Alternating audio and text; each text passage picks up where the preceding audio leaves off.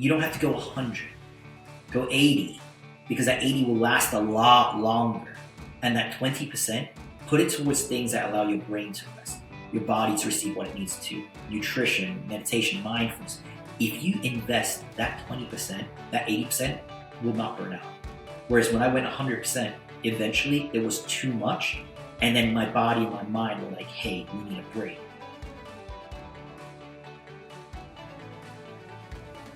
I'm excited to share today's episode featuring my friend Ricky Patel, a fearless attorney, entrepreneur, and strategist who built his career by leveraging obstacles into opportunities.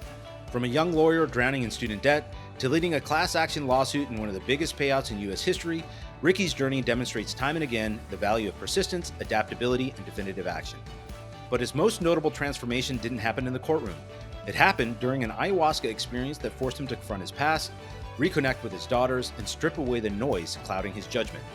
The conversation was so engaging, we decided to break it into 2 parts, which we've included here as one episode.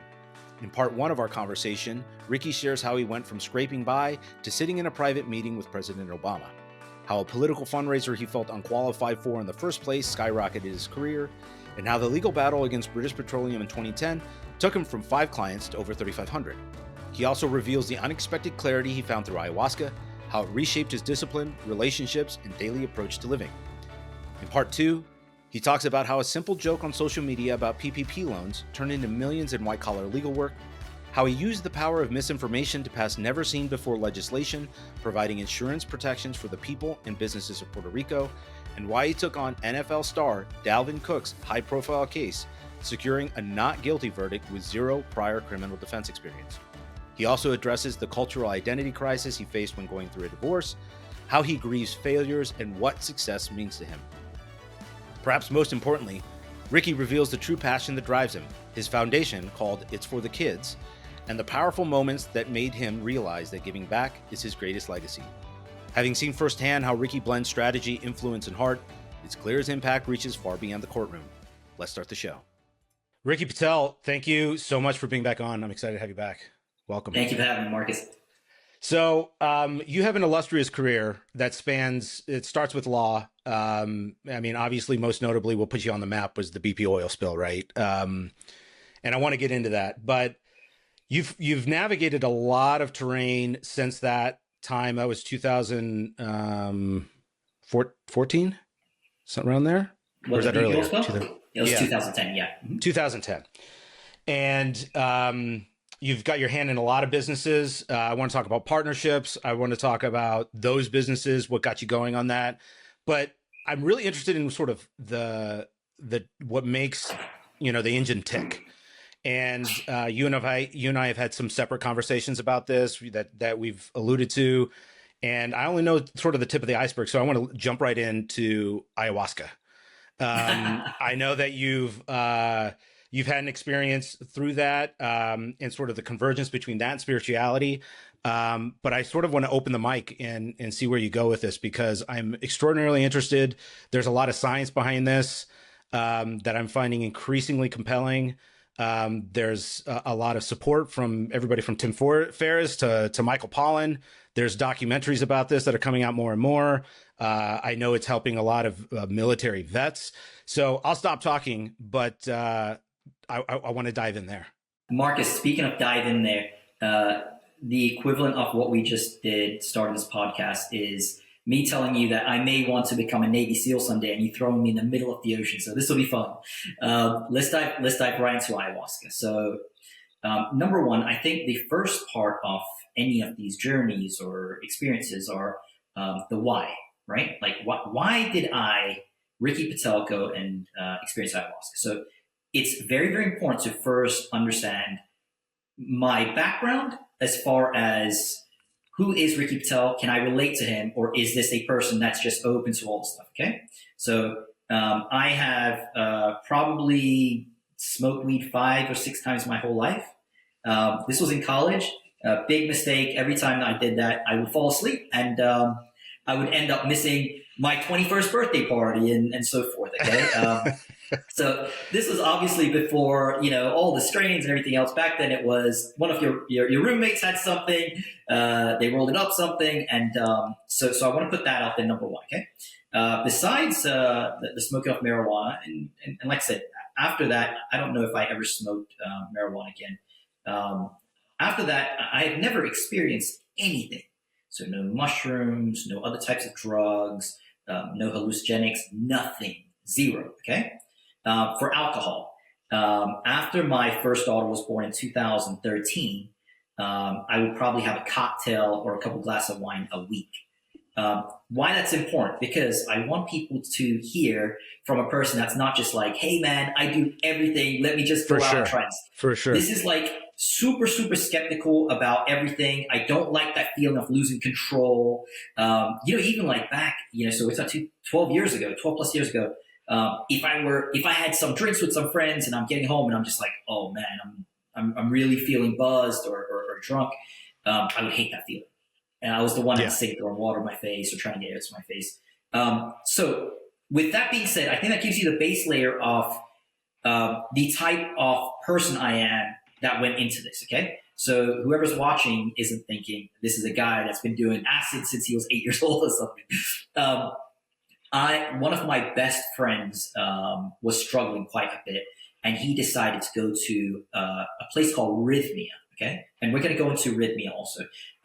He decided to go to Rhythmia as a place to try and get help. So when you go to Rhythmia for ayahuasca, people come there from all different ranges, and people come there for alcohol addiction, drug addiction, sex addiction, trauma. Loss of life, like people who've lost their children, people who've lost their parents, something major significant that's happened, all the way to people just saying, I want to go down the rabbit hole spirituality. I really want to see where this goes. The wall is stopping me from getting any further. Where can I go? Okay. I didn't feel like I was at any of those phases. Until I went to Rhythmia, I really felt that my life was as close to of a perfect life as I would have hoped it would have been. Right? So you could have had a notepad and wrote down checklist of all these things of what is it that Ricky would have wanted, and I had all those. I have always been very spiritual. My family's been religious, but just the spirituality part of it is just believing in, there's something higher than me, believing in doing the right thing, and believing in leaving something more than what I came with behind, right? Make this place a little bit better. So I wasn't per se going there saying, "Oh my gosh, I've done all this, yoga for 30 years in India. Now I need to get back." It wasn't like that. Everything was fine except for one thing happened. So this was one of my best friends who went there. He's the biggest skeptic you would ever imagine. He's a hedge fund manager. He's extremely smart. He's the least spiritual person I've ever met, and he went there to placate people around him and so forth, and came back as a changed person. One of my rules is with my friends, before I get off the phone, before I, leave the room or whatever else, I remind people that I care about them, I love them. That's always been like a very big thing for me. And this friend of mine, I've been telling him I love him for 12, 13 years. Every time I leave, he's like, okay, bye. All right, okay, bye. And I received a call from him after he got back from Rhythmia. And he's like, brother, can you come to Miami? And I had this rule: if you're in a close circle and you know how busy I am, if you say to me, will you be at a place, that means that's serious, because you wouldn't do that arbitrarily. Yeah. Flew over there, walk into his place. He gives me the biggest hug, and it's just like, I love you so much. And I was like, where's my guy at? What is this about? Right? So we sit down, and he tells me about this journey that he's had and all the stuff over there. And then he looks at me and says, when I was in there, I got a message that you need to go. And in my mind, I'm like, listen, I'm glad that everything worked out for you. I have no idea what this ayahuasca, whatever it is that you're talking about. If it worked for you, great. But, I don't even like to take, Tylenol, Advil, nothing. Like, sure. I don't like taking medicine. Like, for me, it's, if I need sleep off, I'll sleep off. So whatever you're talking about, it's completely out of the room. And he's like, look, you trust me. He's like, go out there in 2 weeks. And he's like, go by yourself. All right, I do trust you. Remember, if I go there and I come back and this is something that is completely like off the radar of what I would expect, trust is out the window at that point, right? Sure. So I don't research ayahuasca. I don't research it at all because my concern was that I'm going to start researching and there's always going to be pros and cons. And if I go in there with the cons, I may switch up the experience with fear, right? And I don't ever like to guide with fear. I always like to jump into things knowing what the downside is, but still understanding there's different experiences for different things, right? So I go to this place, and we can dive into this as deep as you want. However, the first night of drinking ayahuasca, so it's a cup, okay? It's like a shot glass. The shamans at Rhythmia are the ones who 5,000 years ago, their ancestors created ayahuasca. So they come from Colombia over there, and they're called daitas. And these are all the documentaries you watch. These are the guys that they pour my drink. They pour Tyson, Joe Rogan. All these guys are there with us, right? So they actually pour their drinks out. So they pour into a cup, they bless it, and you drink it. And let me tell you something. If I'm to describe the taste of it, and people who have done ayahuasca will be like, maybe it's not that bad. I would describe it as if someone had mud and tobacco spit and left it in the sun for like a month. It's horrific. It's horrific. And it's beautiful in that same stance that you know what you're about to drink and you give it the respect that it deserves, right? I drank it. There's mattresses everywhere, okay? Really comfortable mattresses in what's called Maloka. It's like a big circle room with windows and all the windows open so that the wind can go in and out, okay? I drink it. I close my eyes and 5-6 minutes later, I open them and it looks like there's Pac-Man things going on. And I remember this immediate feeling of thinking, oh shit, I broke my brain. I've broken my brain. Like, what is happening? Full freak out mode. And I'm just like laying there and I'm like, okay, if I close my eyes, and I close my eyes and I can see my hands through my eyelids. And I'm like, no, this is not possible. So I'm like doing this and like trying to like mess around my fingers. And I'm seeing through my eyelids. And so I put a pillow over my face and I can still see my fingers. And at this point I was like, listen, you've got to go deep now. You've got to start going to breath work and yoga and all the stuff is stuff that I have studied deeply. And I was like, we've got to calm this down. And what was happening was, it wasn't per se hallucination. It was the opening up of these sensory levels that are created for a reason. Okay, let me explain something, Marcus. I'm not sure if you believe in reincarnation or whatnot, but I'm just going to give you an example as if you do. Okay, if you were reincarnated, let's say 500 times, okay, and one of those experiences you were a slave child, okay, who was tortured and so forth. When you were brought back in here, if you did not have this barrier put in, so that these memories and stuff, they're there, but they're not coming through, it would prevent you from living every day. Because every moment you woke up, you would experience the trauma and suffering of everything from the past, right? So when ayahuasca comes in, it does this, okay? And so it's not that you're per se traveling stuff. It's just all of these things, everything's embedded. So, I oftentimes, I can have a discussion with people who are spiritual or people who are scientific, right? The scientific people who I speak to who are not as spiritual, I explain the theory that we cannot destroy energy, right? It can just be converted. And so if you think about this, here's one of the biggest things, especially for women. So when a woman is born, let's say the first woman ever, she is born and created with all the cells inside of her and the eggs that she has. Men, we're creating semen, so it's different. But they're created with the eggs that they have from birth, sure. Okay? So imagine trauma, pain, suffering, everything that they're experiencing, that embeds inside the tissues and cells, okay? It's not just dissipating.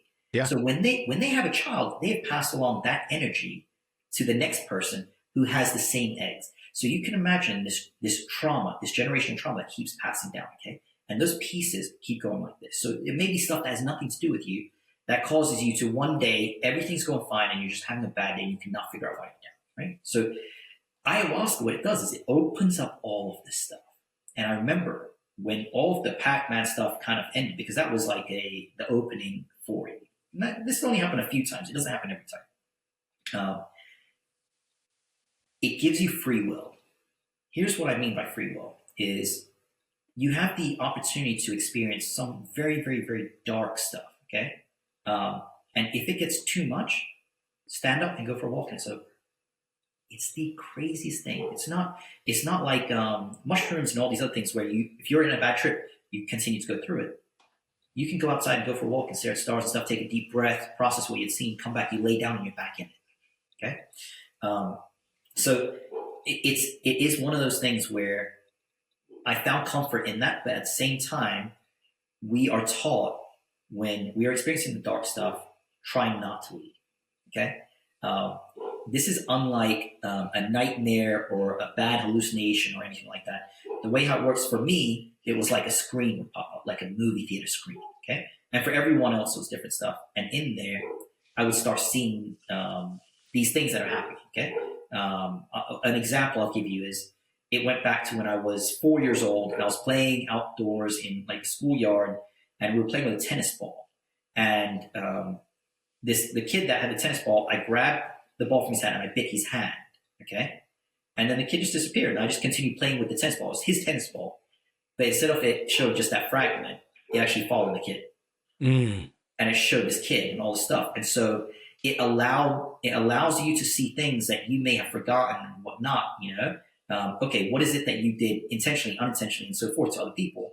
Because we're always concentrating on what other people have done to us, right? And it allows you to go and almost rectify things. So inside of your system, you're seeing these things where you're like, oh man, damn, I was a really piece of shit. Like, I can't believe I did that. Mm-hmm. It gives you a chance to go back and kind of make these corrections. So it's no longer traumatic going forward. Do you see what I'm saying? These decisions that you make. Yeah. I think you did a really beautiful job of describing the idea of expanding consciousness, because that's a little bit of an abstract term that you put into sort of more concrete terms that I think is a lot more relatable. And I think we could talk about that specific experience or example for a long time, but I'm really interested in exploring, for me personally, you know, I have come to realize I've been meditating for the last 10 years, but I've sort of doubled down over the last year. I'm a big TM practicer. I've seen a lot of benefits from that. Not to suggest this is the same thing, but the impetus might be a parallel, which is that I want to break away from the default networks that are inscribed in us, that we're unaware that is there. Right. I think Sam Harris talks a lot about waking up, right? It's the idea of disentangling yourself, decoupling what has been ingrained in you, and actually having that free will that you allude to of, do I want to participate in this aspect? And so I think that is extraordinarily profound. What I would like to ask you to focus on is, how has that changed your perception in your approach with your daughters, your approach with your business practice, with how you wake up in the morning? Where and how is that coming to fruition within your day-to-day life? Yeah, what a beautiful question. So number one, let me explain. I've done ayahuasca 30 times. Okay. So I could probably. So what's the sort of cadence? Is this sort of like a check-in, a cleanse? Is it? It's different. So here's the thing. The best way to put it is, you're a real estate guy. So imagine you went and you purchased a building that's 89 years old. Okay. All the pipes are busted, the paint's falling off, the furniture's destroyed, everything else. Okay. That's what ayahuasca is the first week you get there. You got to go in and do major fixing, okay? But the second time you come in, you're like, maybe I'll add a TV here. There. Sure. The next time you add, so what do I mean by adding? You're now able to go internally into your system. So for me, I've been able to work on sleep patterns, heart patterns, all these things. So I have anyone that measures like sleep rates and so forth. I have, like, my HRV used to be in the 20s. It's now in the 160. Okay. So athlete level is 80. Okay. I can speed up and slow down my heart rate at any point. I can focus on breathing. My breath work is through the moon, and I'm big on all these devices. So I'll use sleep aids and all this stuff, right? So what I mean by that is, every time that you go to ayahuasca and you've removed all the junk, you're going back there and you're learning, you're gaining wisdom. You're able to see what is inside of you, what's happening. So for example, I got to the point where when I would go to Rhythmia and say, I don't know what I'm supposed to do. One person saying, don't eat carbs. The other one saying, eat it. The other one saying, don't eat meat. Be a vegan. Dude, there's so much stuff out there. I don't know who to trust.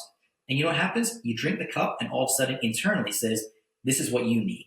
Exactly what you need. And this is how you follow it.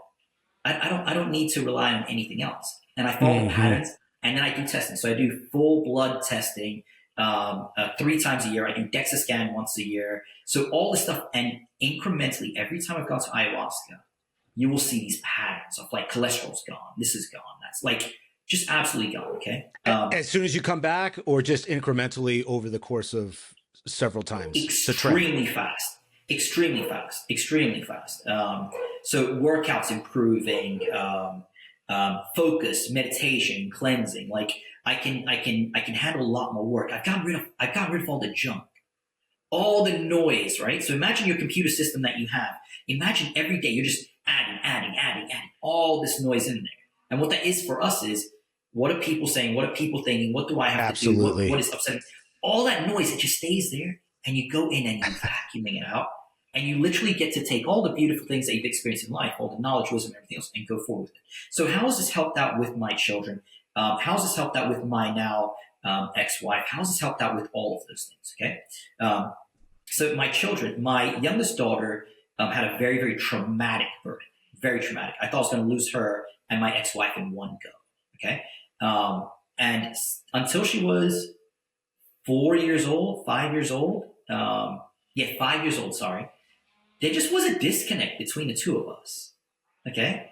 And for me, like, my two daughters are my life. Like, I'm always around them. But my youngest one was a little bit like shy, like little whatever. You know, she was always mama's girl. And what everyone would always say is, it's fine. Eventually they come around, and kids are mama's girls. That's what they would always say. And then I had a vision, probably my 12th ayahuasca experience, where I was in my condo in Puerto Rico. And this actually happened, okay? And I'm playing with her, and I remember her looking at me and saying, "Hey, Papa, would you ever let anything happen to me?" And when that happened, it was like immediately like, "No, what are you talking about? I would never let anything happen." And then we just continued playing. But it went to that, and it paused. It went into her vision looking at me, and she looked at me and said, "You're a liar," like screamed inside of her. And so you could imagine the shock waves off this, right? So at that point, I'm like, I don't know why she would ever say that. Like, I'm such a good father, and bang, I go into the delivery room, and I'm able to see inside the womb the trauma that's happening when oxygen started cutting off, okay? And how she felt that no one was there to help her. So what did that do? It allowed for me to realize this thing had happened, and it also allows you to communicate. You know, you've been meditating for a long time, so you know there's all these theories about time is something that we've created, but it's all happening at the same time. So you can actually go back and have these things.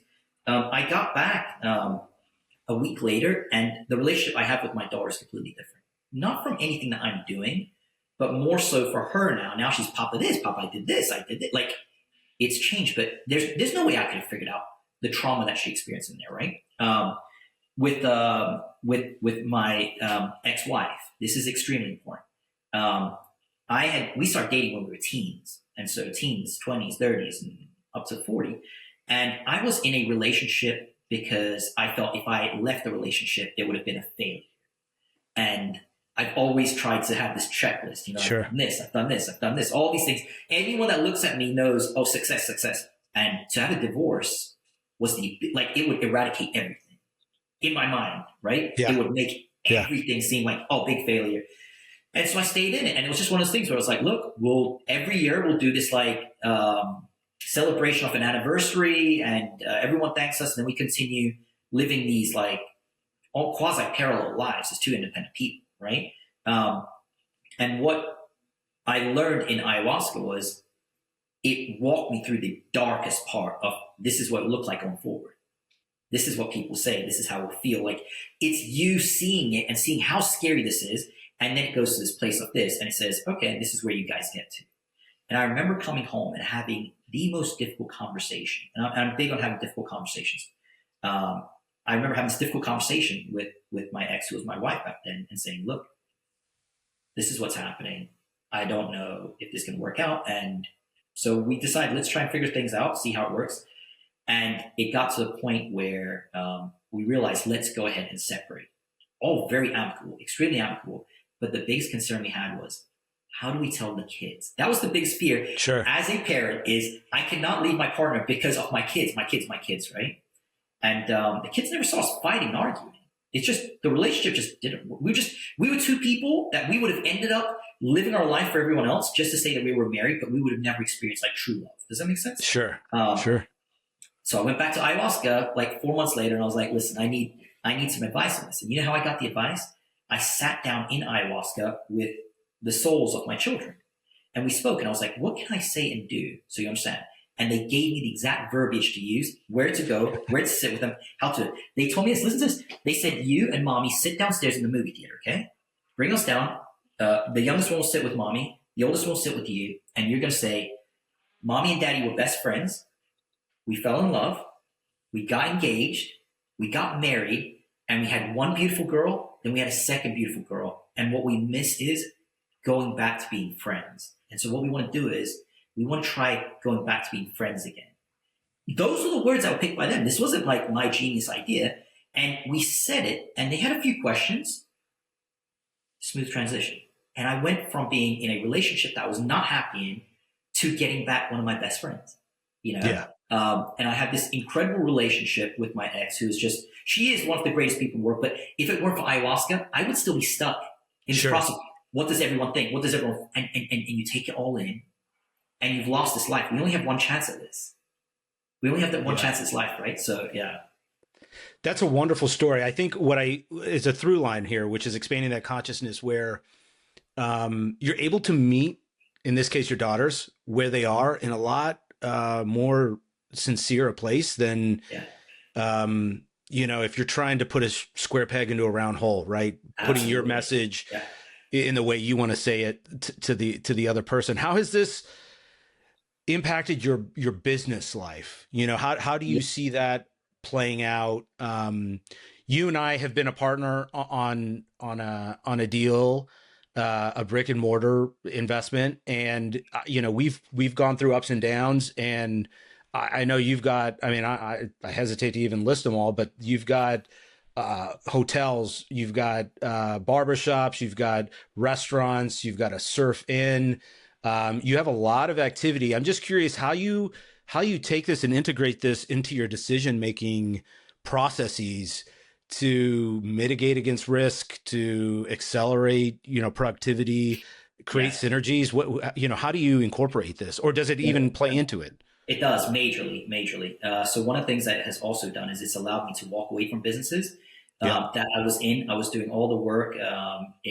I was doing it because I felt that I needed to. Like a lot of the stuff that I kept putting on my back once again of like, okay, if I don't do this, then my partner is going to feel a certain way. Sure. If I don't do this, and I just started realizing that some of the partnerships were not mutually beneficial. Okay. Yep. So it allowed me to take a step back from that.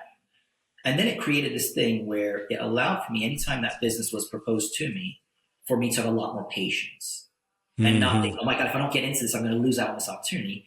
And by having that, I have missed out on deals that went south, and I've been involved in deals that I enjoy and are doing well. So it's given me that pain. Like there was always this feeling before going into ayahuasca where I felt that like my time was finite and I need to run as fast as possible and do as many things as possible. And I cannot miss a deal. And that one deal I missed that did so well, I can't do that again. And I cannot sell this thing too early because that would have been worth, like it changed that whole aspect. So it gives a lot of clarity. When you're going in there, one of my biggest fears of going into ayahuasca was, what if I come back and I'm this like really monged out, relaxed person and I've lost my edge? Remember, I'm still a trial lawyer. So totally. It's as a litigator, one of the big things is you have to be sharp. I mean, some of the cases that I handle, I can't go in there and just be like, hey, brother, you have to go in there with the axe. The biggest thing about it is it's made me sharper on this end, but it's also made me much softer in the place I need to be. Right. So the people who need that side are getting a lot more warmth and comfort, and the people who need the shock. So it's nicely compartmentalized, like all of these things. And it's because the noise is gone. It's not, I'm not living my life every day now based on like the strings are gone. Yeah. Yeah. This is resonating so much with me, man, because so on a couple different fronts. One, I'll just say in construction, I'll give credit to my wife for teaching me this, but there's a project management triangle where there are three factors that typically impact decisions, and you can typically have two out of the three, and that is budget, time, and quality.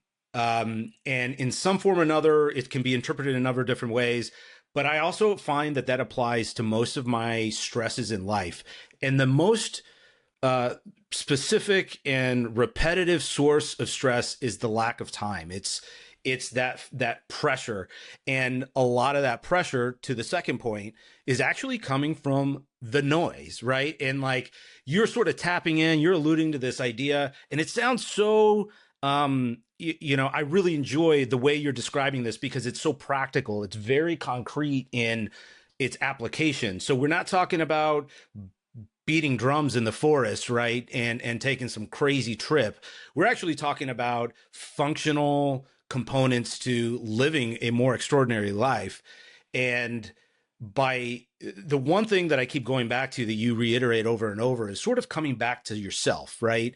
And I'm going to go off on a tangent for a second here, but there's an idea in meditation, right, where, loosely termed, it's watching the watcher, which is if you're sitting in silence, you'll observe a thought come forward. But by virtue of identifying that there is a thought, there is also an observer observing that thought.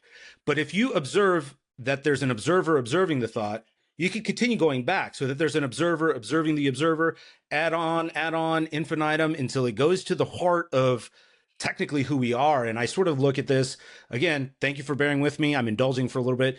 But you end up getting to a point where in some ways we're just vessels, right, that are tapped into, and I'll use another example, a fungus forest will start to defend against a virus that's approaching on one side by having the other side prep. They're communicating. There is a consciousness through the soil. Trees have some similar behaviors.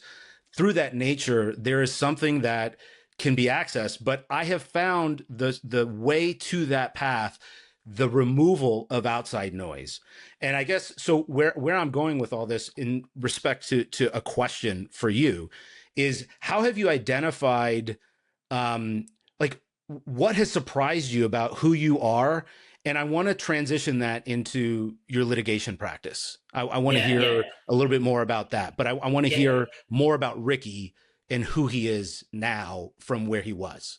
Yeah, Ricky today is different than Ricky 4+ years ago when I first started ayahuasca. The past version of me was so incredibly focused on making sure that I walk this fine line so everyone that's looking realizes, oh, he's doing so good. Sure. He's not making mistakes. He's not the amount of pressure of living a life trying to make sure that no one can say anything. It's impossible. Not even improbable. It's impossible to live a life like that. You're always going to find scrutiny and so forth. Where I'm at now is I'm a happy version, like a very happy version. Before, when I used to laugh when I'm around people and smile and so forth, it was me forcing it. Now I've gone back to the laughing where your stomach is hurting and you have to leave the room because you're like, I have to breathe, laugh, right? All of that has come about because of one main secret, and that is it's the trilogy. And I'll explain what the trilogy is, okay? Whenever you lose harmony, that means you're going through day and people get depressed, anxiety, stress, all these types of things happening.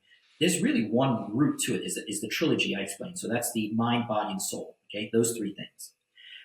We're always excluding one or two of these things, just like the triangle we explained, okay? So let me give you an example. A person that's smoking a cigarette, okay? All right, they're helping their mind out, okay? But the body is screaming out, hey, you're killing me and I do all these things for you, okay? All right, then there's the vegan who is eating, this strict meal every day so that we keep the body completely happy. And the mind is saying, I'm missing out on some of these experiences. Sometimes I want to have some cake. Sometimes I want to have this. I'm missing out on that, right?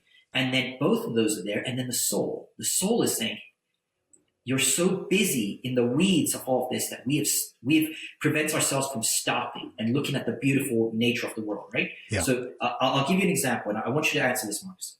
If right now you and I, Elon Musk takes us to Mars that he's recreated, okay, and we go out there and there are these like blue trees and like these animals floating around and like all this stuff happening, you and I could be in awe.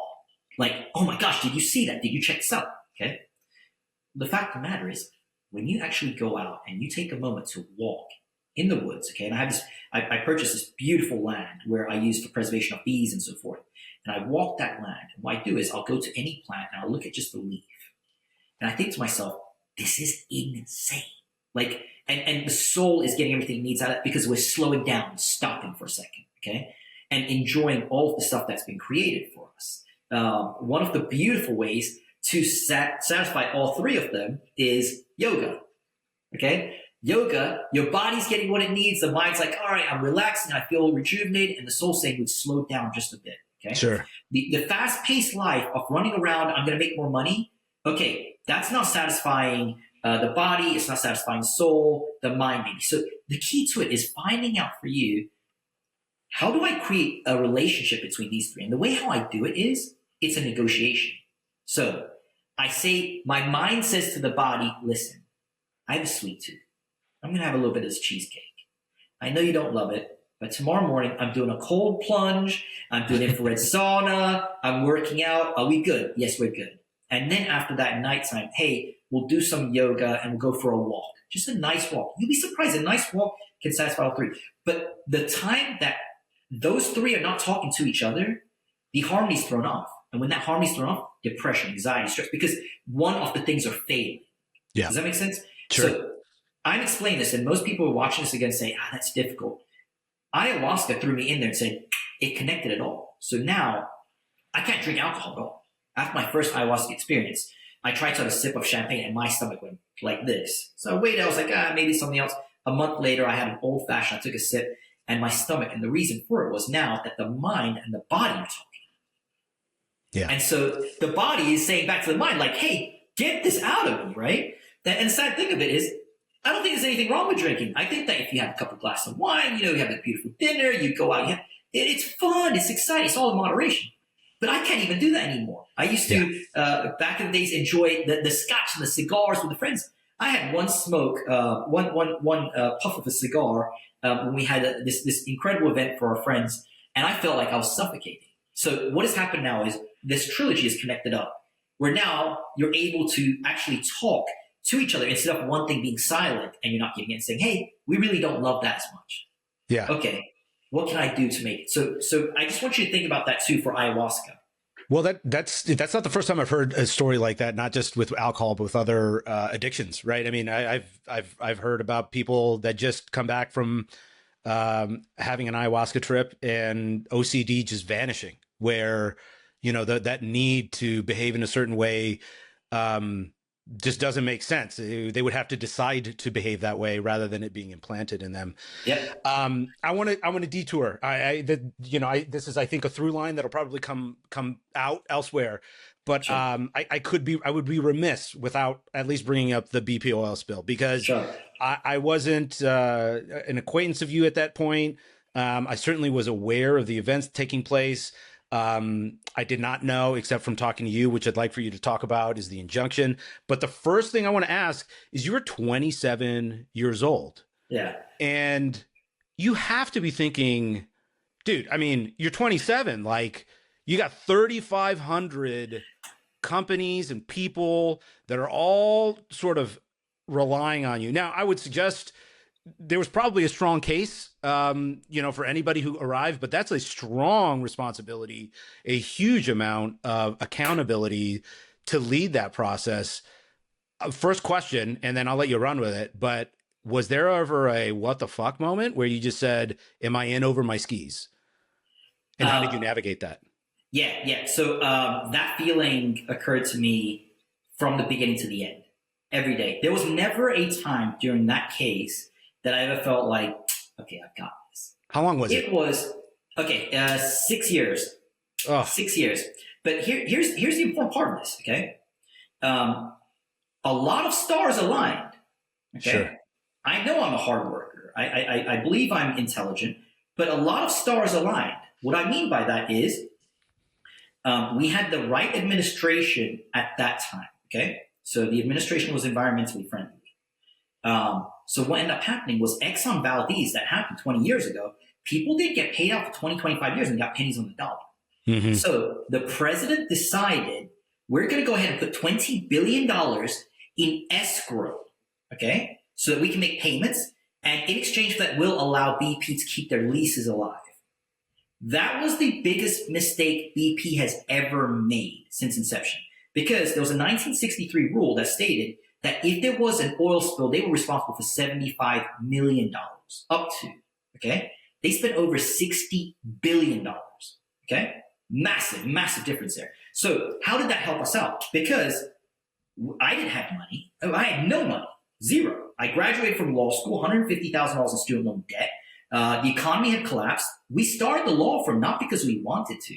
We opened it up because there was nothing else to do. We could not find a job. We couldn't wave the white flag. So myself and my best friend, we put $500 in each, which even putting that in was difficult. And we were working out at his mom's house, taking on every case possible, right? And we can eventually get to how we even got that case. But I will tell you this. When that case came in, the reason that we were able to handle it was if we had to litigate against the 5th largest company in the world at that time, we would have got buried. We got buried. The law firm they had, Kirkland Ellis, they pretty much had them on a retainer for $250 million a year. They would have buried us. Why were we successful? Because we were able to get in the beginning before it turned to a class action, where it was a portal where we would create the methodology of the damages and we were getting paid. So BP paid us to build a firm to go back and fight them for the class action. That's how we were strong enough. Explain that a little bit more. Okay, so let's go through this. Let's say you're my client. You're one of the hotel owners, okay? This is a month after the oil spill. You say, my business is struggling. No one's coming out here. The oil's come to the shore and so forth. I put a model together. I would measure the past 5 years worth of your calculations on ADRs, your revenues, and so forth, and compare it to the aberration of what happened after the spill. And then I started looking at patterns of where people were traveling, okay? So we use what's called a star report, which shows us the patterns of where people are traveling. And all of a sudden, instead of this inverse of people going to the Gulf Coast, Florida, Texas, and all these other areas, they started going to areas like Myrtle Beach, South Carolina, and other areas. So we created this methodology of that. By submitting that into that $20 billion fund, they were able to give us the delta. So they said, hey, by the way, Marcus has lost $350,000. Here's $250,000. Provide us with additional information. Okay? So every time, yes. So that was the payments that were coming in the beginning, before the case was seed filed. Funding. Exactly. Okay? Yeah. And what we did was, my partner was 26, I was 27. Our biggest fear was that we heard about all these lawyers that built these monstrous firms and they lost it because they went out and started buying the cars, the planes, and this and that, and they started living this life and they lost it. So we were so afraid of this, Marcus. You're probably going to laugh at this, but we rented our places, and I remember we leased an Audi A4 base model, and we both shared it. And so if he was going on a date and I had to take my wife to get groceries, we had to figure out what to do. And this was at a time where there were 7 figures coming in weekly. And we were still like so afraid of this. And that was the key to our success, was because we took the money that came in from that part, and now we had enough money when it turned into a case that when the big firms started going against us, we had enough capital to hire the best people, open up 5 offices, and push back with all of our data. So we became the biggest out there in hospitality, which required them to, as they say, cut the snake's head off in order to stop the suffering, right? Sure. So they just had to deal with us in order to deal with this massive pocket down.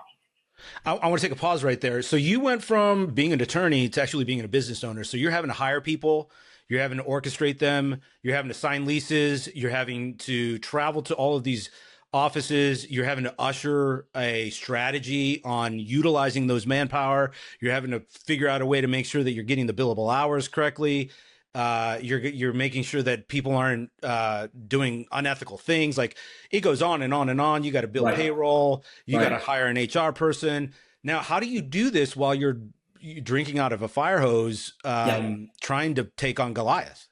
Yeah. Wow. I wish I could take that line that you had and used it to explain exactly what happened, because you nailed it. We had no idea what we were doing. No idea. What we knew was we had the ability to get these clients, and we knew that we understood the case. But besides that, when we started hiring attorneys and so forth, we were the youngest ones in the firm. Yeah. So there was a lot of resentment. There was a lot of issues with how do we structure. Who are these guys? And on top of that, it was like this person got bonus, so that person's upset. How do we structure our offices up? How do we do payments? How do we do payroll? How do we offer healthcare? How do we, all of these things that you could imagine, we kept going through. And then eventually we had an implosion. And so my partner decided to hire, I forget the name of the company that came down. It was a consulting firm that dealt with like Microsoft and all these people, all these companies, where what they do is they come and they get all the team together in one place. And they start mapping out, okay, Marcus, you are not allowed to go to Wes for any of these. You're only allowed to go to Ricky for this. You're only allowed to go to this person for this. And they scheduled you, everyone's packed. Everyone now had a road, okay? The second thing they did was, at these times, you are not to disturb the partners. You are not to disturb the attorneys at these times. No phone calls at this time to these people. And it allowed for us to do legal work in these pockets without people bang, bang. It was always bang, bang, bang, bang, bang, bang. The doors would not stop. The secretary, assistant, the paralegal, another, like, it was so much that you were being reactive. And so I remember when the person that came by from this company came and literally cracked the whip, it was on like a Friday, and on Monday, it was like harmony. It was like this beautiful orchestrated like feeling that everyone knew where they're supposed to go, what they're supposed to do, how they're supposed to do it. And it really just like worked out extremely well. So how do you, I want to ask the question about where you got the business and how you sort of got that. But before I'm just curious, how did you align incentive driven performances? I mean, because what I find fascinating about this, and a lot of successful entrepreneurs, in my opinion, is they get reps, they get a lot of reps, they get a lot of reps fast. So they sort of get immediate feedback. It's a little like a stand-up comic working on stuff, in front of a live audience. You know whether it works or not, rather than having to write it, put it into a book, people come back. I'm curious, how did you figure out what works? Because attorneys aren't generally known for low egos.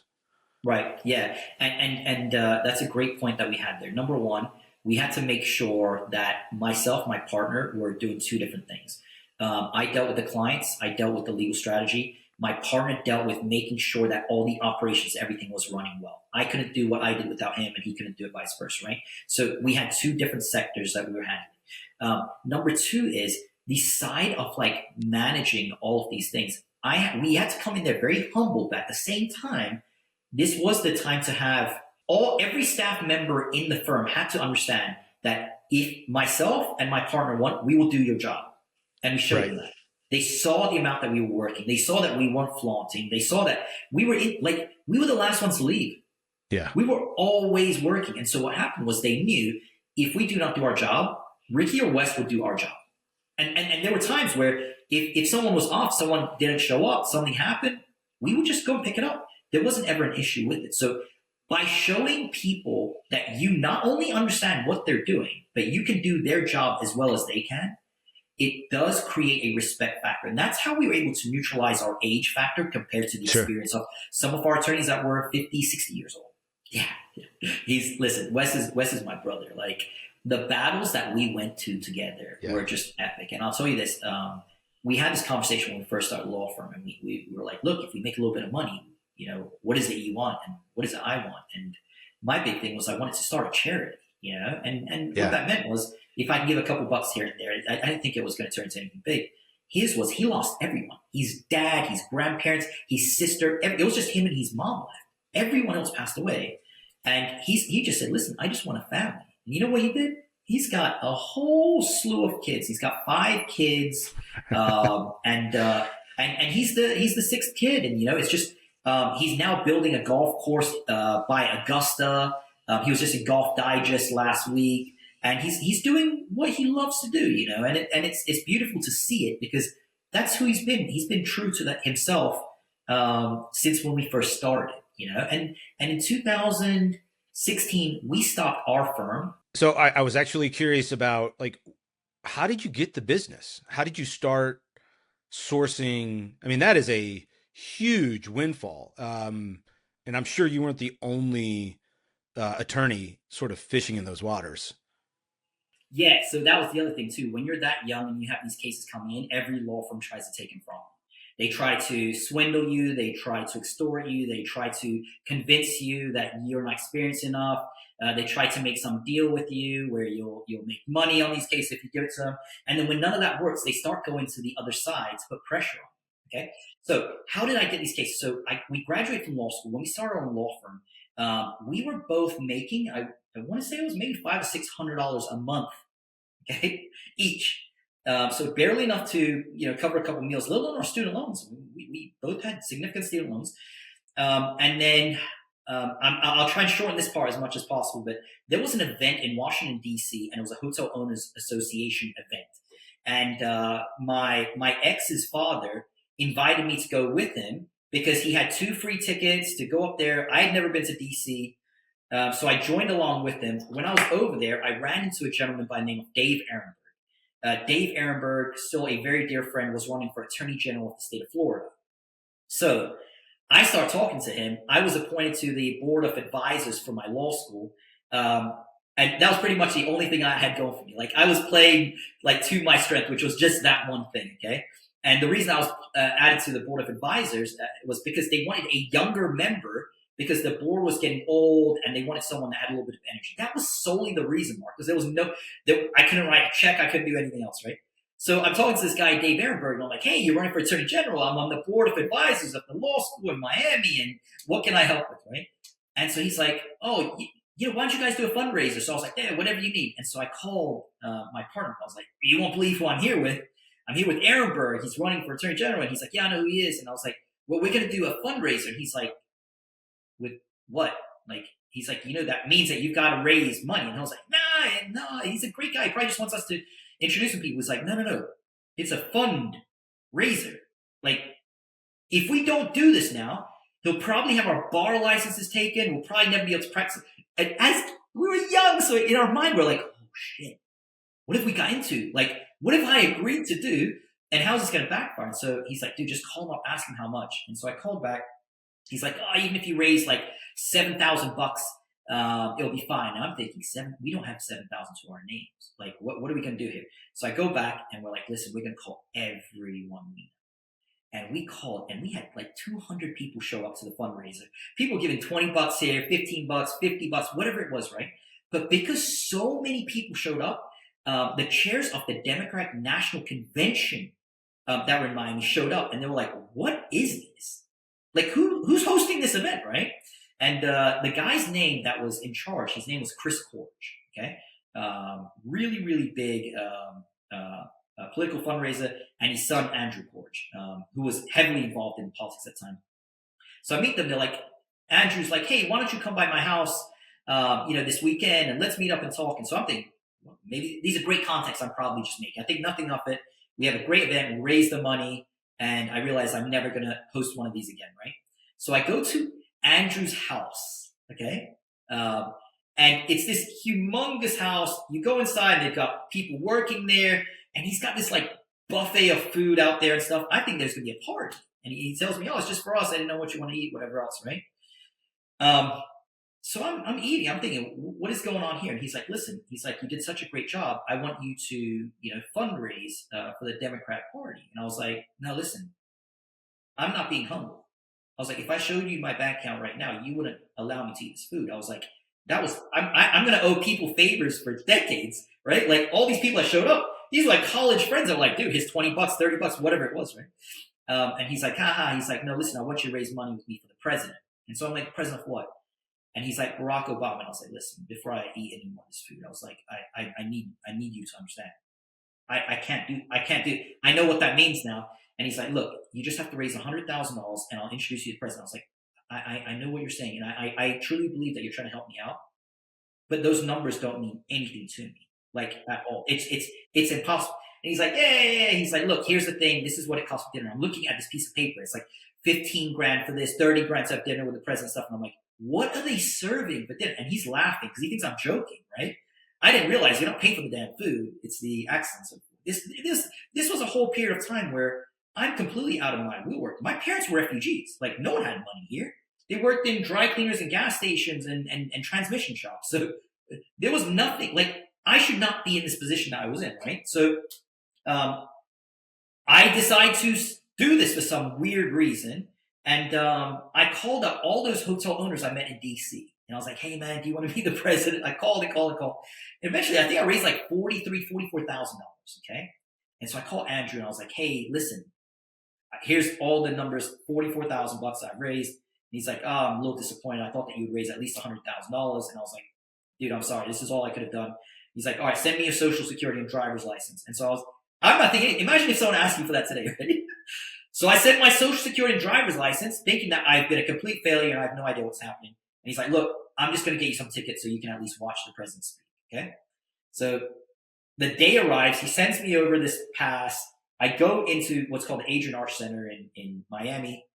And I go up to this room, I enter, I'm the only one in there, but there's like 4 bartenders, there's a lobster station, there's food, there's all this stuff. And so I'm like, oh, maybe this is like, what you get if you raise some money. And so I'm in there and I start eating. I have 1 plate, I have 2 plates, I have 3 plates. And like maybe an hour and a half is gone. I'm best friends with the bartenders, we're eating, we're oyster shooters and everything else. And all of a sudden the doors slam open, Secret Service comes in there. And I'm holding like a fucking plate in my hand. And I'm thinking to myself, oh my God, am I in the wrong room? Okay. And so Barack Obama walks in.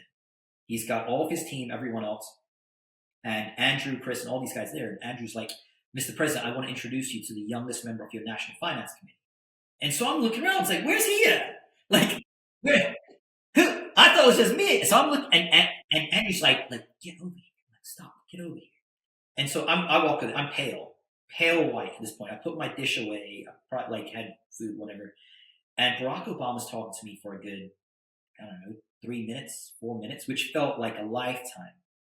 I still don't understand what's going on. And so the guy that's with me is like, yeah, look, Ricky, he raised 1.4 something million dollars. And I'm thinking in my head, like, oh no, I'm in trouble. Like, I know I didn't. I know exactly how much I raised. It wasn't that. So the president congratulates me, he puts his pin thing on, and I meet some people, we get some photos. And it was like hanging out with just the president and his group inside this room that I destroyed his food, right? And so Andrew tells me, he's like, look, I don't know what it is, but I put all of the money that was raised under your name. And he's like, I don't know what it was, but hopefully it does some good, right? And so these pictures of me with the president, and now it's with the president every 6 weeks, okay, in DC or Miami, all these pictures start going viral in the Hotel Owners Association called the Asian American Hotel Owners Association, which represents 60% of all the hotels in America. And they're all Indian with the last name Patel, okay? Now, I wasn't lucky enough to be part of that club, but I will tell you, I played the name, right? And so when the oil spill happened, they had already reached out to me to represent them in other matters now because of the contact with the president. And so that was the moment where I jumped off the cliff and we were building a plane. It wasn't BP. We were already off the cliff, okay? With all these hotels and all the business that they were sending to us. And so when that happened, there were 5 hotel owners that came to us and they're like, look, the oil spill's destroyed us. How can you help us out? And typically what we were doing before was we tried to be the cheapest out there. So if someone was charging $6,000 for a DUI, we would do it for $2,000. And this was the one time where we're like, no, we're going to offer competitive rates now that are not the cheapest, but they're in line with what the big boys charge. And so we're like, look, this is what we'll do. We'll charge you 33% plus cost of contingency, and we'll go out and we'll raise. And so in my mind, it was, we'll get $10,000 for each of these 5 guys, okay? And that puts like $3,300 in our pocket each. It's great money for us, okay? We now have money to keep, building and so forth. They agreed to it, and I want to say within a week, I get a call at like 6 a.m., 7 a.m. from Wes. And I remember I was asleep. I remember my face being in the pillow and him saying, hey, did you check the trust account? And I was like, listen, this is my time to sleep because we were working around the clock. And so I worked that all night. And then he would take up and then he would work. And then it was nonstop because we realized that we had something. Our goal was we could probably make $15,000, $16,000 off these 5 guys, right? He's like, go look at it and call me back. And he says it just like that. I'm mad because I'm like, I checked our cell phone. It was like $25 or something. We had paid that. We paid like, I was very prudent with this, right? And I looked and there was like $500 and something thousand in there. And I called him and I was like, holy shit. I was like, what happened? And he's like, I just got off the phone with BP. It's a partial payment for 1 client. And I remember sobbing. I just had tears. Like you could have like soaked my shirt, right? And I was like, listen, we can't just send this check to the client in Louisiana. Let's fly out there and like give it to him, And so we call him up and this guy thinks 10,000's coming and that we made $3,000. So he invites like 20 of these buddies out for dinner. Okay. All hotel owners. And we go to this Thai place in Louisiana and halfway through we give him his check, which was like $300 and something thousand after our fees were taken. And he looked at it like he got a clearinghouse check. Okay. And he went and he showed all of the guys. The next day, one of the other 4 people received, but then they started telling their friends. So we jumped from 5 to 10 to 50. But there's a pivotal point. Okay, here's a pivotal point: is When we reached 100 hotels, we were one of the bigger players at that point. Okay. Now remember this: we were getting paid every week. Okay. At this point, there were high 6, low 7 figures coming weekly. Okay. And we get called to DC to meet up with a guy named Ken Feinberg, who we thought he was just going to write like $100 million check and be done with us or whatever else. Okay. So I remember we went, I picked up beautiful jackets and suits and all that stuff. And we walked into his office. His office is at you've been to DC. Have you been to the Willard before? Where it overlooks the White House. Okay? His conference room overlooks the White House, which is the craziest thing I still have seen. So we're sitting there drinking our water. We're in the best of spirits. This guy comes in there and he's like, "Who the are you guys?" And in my mind, immediately, I don't know if you've ever had that feeling where you're like, "Oh, this isn't going to be how I thought it's going to be. This is about to be completely the opposite." And he's like, "Are you guys real lawyers?" He's like, "These hotels are a sham. They're not even real. This is fraud. Do you know what can happen?" And so we're actually believing this. Then I'm thinking, wait, I went to the hotel. I met the clients at the hotel. We went through the damage models. Like, of course, these are, what am I thinking? Like, why? It's like walking through TSA thinking, I hope I didn't bring a gun to this. You're like, why am I worried about TSA? It's just, that scary, stupid thought that you get, right? And he's screaming this stuff. And then he's like, "Are you guys real lawyers?" And this is a part. So I have my biography written. This is the part that people love the most is I started reaching for my wallet to pull my bar card out. And as I do that, he's like, "What is this, amateur?" And he throws his pencil, okay? And the pencil, the rubber part, it hits the bottom of the table and ricochets and whacks me on my head and bounces off. And so I'm completely shocked now. I'm like, do I show my bar license? He just threw something at me. Like, I don't know what's happening here, right? Anyways, we end up walking out with our tail between our legs, completely feeling defeated. Like, okay, this is over. We're done, okay? And the next day, we get a call from a hotel owner in Tampa who represented a Caucasian hotel owner who called my partner and said, "Hey, I just want to make sure you guys doing this BP stuff. I want to make sure that my client's getting a fair offer." And we realized that they were paying him more on a different multiplier than they were paying all of my hotels. And so Wes calls up this guy, Ken Feinberg, and says, "We need to meet right now." And this guy's like, "You guys haven't had enough?" And he's like, Wes is like, "We need to meet right now." So he's like, "All right, I'm in Louisiana at the Windsor Court Hotel." So we decide that we're going to meet him over there 2 days after. What we did was we called the Southern Christian Leadership Conference, okay, Martin Luther King's conference. And we told him, "Hey, there's discrimination going on. They're paying out these people more than us," and so forth.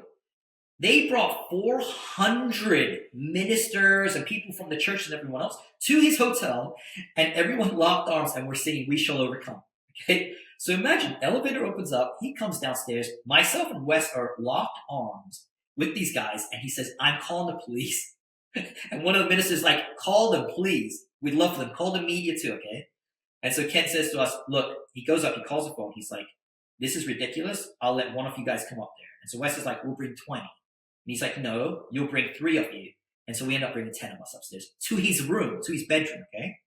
We walk inside of his bedroom, and this guy's sitting there. He put in a chair, and I remember this. He had these shiniest black shoes with shoelaces, and I remember just looking and being like, man, this is like one scary guy, but he's got really clean shoes on.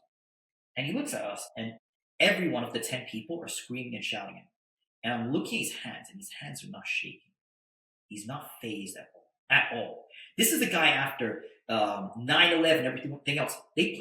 Congress placed him to make sure people don't get paid out and to prevent companies from going bankrupt. That's his whole job, okay?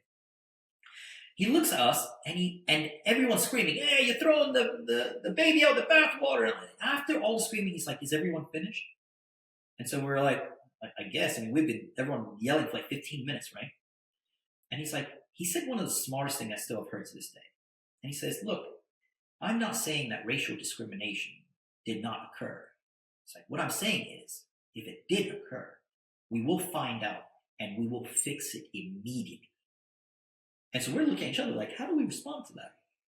What do we say to that, right? And then he says the key words, which is the big reason why I'm here today. He says, "You and Wes will no longer be working with the facility for your payments. You will now be working directly with me and my team for your payments. It will not take you 2 weeks for your processing. It'll be 24 hours. Okay?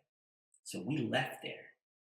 Our chip was, for all the hotel owners. And the Hotel Owners Association convention started in Vegas the next week. We went up there and we had everyone's checks that we giving out. But our big key compared to everyone else was we're not dealing with the facility now. We're dealing directly with the source. That's where we jumped. At that time, we had probably like 500 to 600. From 500 to 600, we jumped to 2,000. Okay. And all of these, the average payment was around $250,000 a payment, right? But we were able to take that one moment and run. We were able to take that moment and just run with it and make sure people understood, hey, the class action is about to start. So you may need to get as much money as possible before that class restructures things up. And so we got them in. And then when the class action started up, we were involved in the structuring of hospitality and tourism. But while we were doing that, municipalities and government agencies started signing us up also. So how did we get it? You got the story of how we got it, but how we kept it was the most important part of it. That's how we got to 3,500, is by showing, and Texas was excluded, but we had so much data with just our hotel owners that we were able to create the whole model all the way from Houston down to McAllen, Texas, of the damage model of what happened in this anomaly of 2010 compared to the other years. And so Texas got included because of our data. That's incredible, man. What do you think is like the best quality or aspect of living, for lack of a better word, to focus on to get this level of achievement? If you were to give advice to somebody younger, maybe your daughters even, what do you think you'd focus on most that has had the biggest outcome for you? Yeah, so there's a few things, right? Number one is from a very young age, I've always believed in the law of attraction, which meant that I always focused on where do I want to be, okay? And I saw the joy in where I was going to be. When this happens, the feeling I'm going to have and so forth, number one. Number two, I would tell them to do things differently than I did. I speak about this to law students all the time. Just because I did it doesn't mean it was the right way. I burned out. 2016, I was completely burned out. I couldn't put sentences together. Yeah. Okay? We had 4 class actions by that time. So the way how I put it is, you don't have to go 100. Go 80, because that 80 will last a lot longer. And that 20%, put it towards things that allow your brain to rest, your body to receive what it needs to, nutrition, meditation, mindfulness. If you invest that 20%, that 80% will not burn out. Whereas when I went 100%, eventually it was too much. And then my body and my mind were like, hey, we need a break. That's why we ended up moving to Puerto Rico. Yeah. You had mentioned a little bit about your trajectory getting involved with the BP oil spill and your involvement in politics. And one sort of through line that I found throughout that you kept mentioning was a little bit of tripping forward, not in over your skis, but really, pushing your forward as a leveraging point in sort of creating a mess and figuring out how to figure it out. And that as a leveraging point, I think that's the only way anybody gets ahead. So in doing that, I think one thing you mentioned was, you sort of harped on your involvement in your law school. How do you market yourself? It seems like at every point within your story, you're taking something that you've achieved before and sort of pushing it beyond.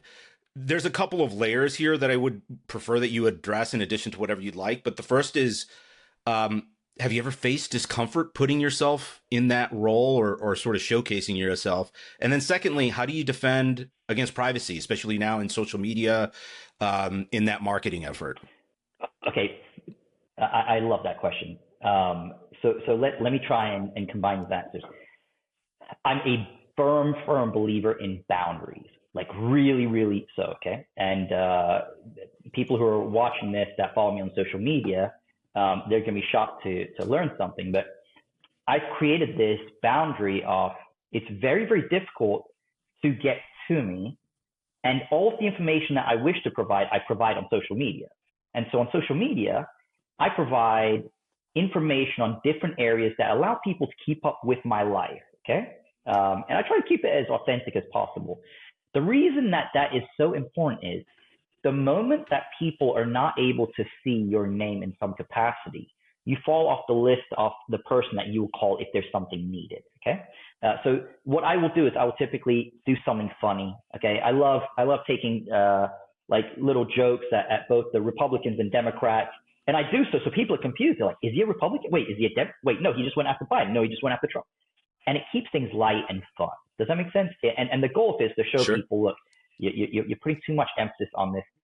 Let me go ahead and have some fun with it. But what I'm actually doing is, the name is resonating, and people are looking forward to getting away from all of these social media pages that are so extreme that it brings you down, and going to mine and seeing something about something charitable, something fun with the kids, something that I'm having fun with, some new toys that I've purchased, or just something about a joke or something that is lighthearted. So I want my page to be a place where people come, they get a little laugh, they get something out of it. But the most important thing is my name up there, and you will be shocked at how much this happens. So I started making jokes about a year and a half ago about the PPP loan and people that were buying Lamborghinis and stuff. And we're making jokes. And we've been able to bring in millions and millions of dollars worth of work for my firm now, just handling white collar criminal work. And the great part about it is that was never the goal, okay? But when the cases started coming in, I went to my partner, who was up for attorney general. Akerman's a very prominent firm. It was up for attorney general. And I said, hey, I've got all these cases, but I want you to now teach me white collar. So it's like a master class, hands-on, and cases are coming in. So why did that happen? Because people in the back of their mind are thinking, who do I know that can, Ricky, I just saw a post of his. And so it automatically clicks. That is so important, because some of my friends from law school that graduate, they're not on social media. And their whole thing is, I don't have time for it, so forth. I respect that, because they freed up more time by not being on social media. Social media can be addictive if you don't control it, okay? But what has happened is you have missed out on this opportunity where your name is always at the top of the list when something happens. And that's very, very important. Now, how do I keep this boundary? The boundary is very, very important. Number one, I don't allow people very close to me. And what I mean by that is I have multiple layers. So there's probably about 6 people who are in my real circle. And Marcus, we've talked before, and I know dear friends that you have in that. And these are the people that you share the ups, the downs, the lefts, right. But the most important thing about this is the one group that I can share anything good that's happening in my life. Okay. Why that's important is because they never take it as someone that's bragging, someone that's pushing to show off or anything else. It is genuinely within our group someone that's happy. And without diverting real quick, Marcus, I'm going to tell you, there's one word that I'm going to say to you that I hope resonates to you, and that's called Mudita, M-U-D-I-T-A, okay? It's a Swahili word. So that's where my parents, my grandparents, my great-grandparents are all from Africa, so they all spoke Swahili, okay? Why that word is important is, let's say you called me up and your business was failing, okay? I could sympathize with that failure. I could empathize with that. There's a word in English for when something bad is happening to someone, I can relate to it. But there's no word in English for when you call and say, hey, this great thing just happened, that I have a word for that, say, I feel this way. What Mudita says is that if I can only celebrate my wins or my joys, it's finite, okay? But if you have a win and you become the #1 podcaster in the world, and Mudita means that I take in your joy and say, oh my gosh, my dear friend Marcus just did this, I feel that same feeling for him. It's infinite, right? And so, yes. so that small group, that's the first layer, that group of 6, okay? I call that my Mudita group. And that group right there, we share the smallest things. Oh, my baby just did this. And one of our dear friends sends pictures of these kids all the time. They did walking steps, so forth. The other one, hey, the markets did really well. The other one, we just opened up a business. And for us, it's never why are they doing this and I'm not? Mudita, like we have a win now for us because of that circle. Then outside of that circle is a group of very, very close friends. And these are people that we work with, we keep in touch with, we go out have dinners with, we have jokes, we share those things. If they need something, we're there for each other. And then the group outside of that are the ones that feel that they're in the group earlier, but they're the ones that get limited amount of time. They're there, usually the phone calls are shorter. When you see each other, you get along and so forth. And then outside of that is the people who get social media that truly feel that they're your friends, but they are really encapsulated in what you are putting out. So the boundary is very, very tight. And why is that tight? It's not because I'm paranoid or nervous or anything like that. But what happens is you need a place where you feel completely free. Think about this, Marcus. Think about in your life where you can truly be 100% free. And this goes back to ayahuasca also, right? You clog so much inside, so much. Oh, I can't say this. I don't want to say this. If I say this, I'm going to be judged. Who do I speak with? Maybe I can't even tell my therapist this because of this. Like, all these things stir up, right? But you have to have a place where you do feel free. And that's the thing that allows you to kind of stabilize. So that's how I create these boundaries. That's how I use social media to go ahead and allow myself to be out there without being truly out there. Let's reverse the question on boundaries. How do you limit sort of your intake of social media when you said control it? And I'm going to ask a random question, which may or may not apply, but I was thinking about something you said prior about as a result of ayahuasca, finding yourself a little bit more free will. What sort of methodology, and I would imagine it applies to the social media, what question can we ask ourselves? What advice would you give as a determinant on keeping us honest?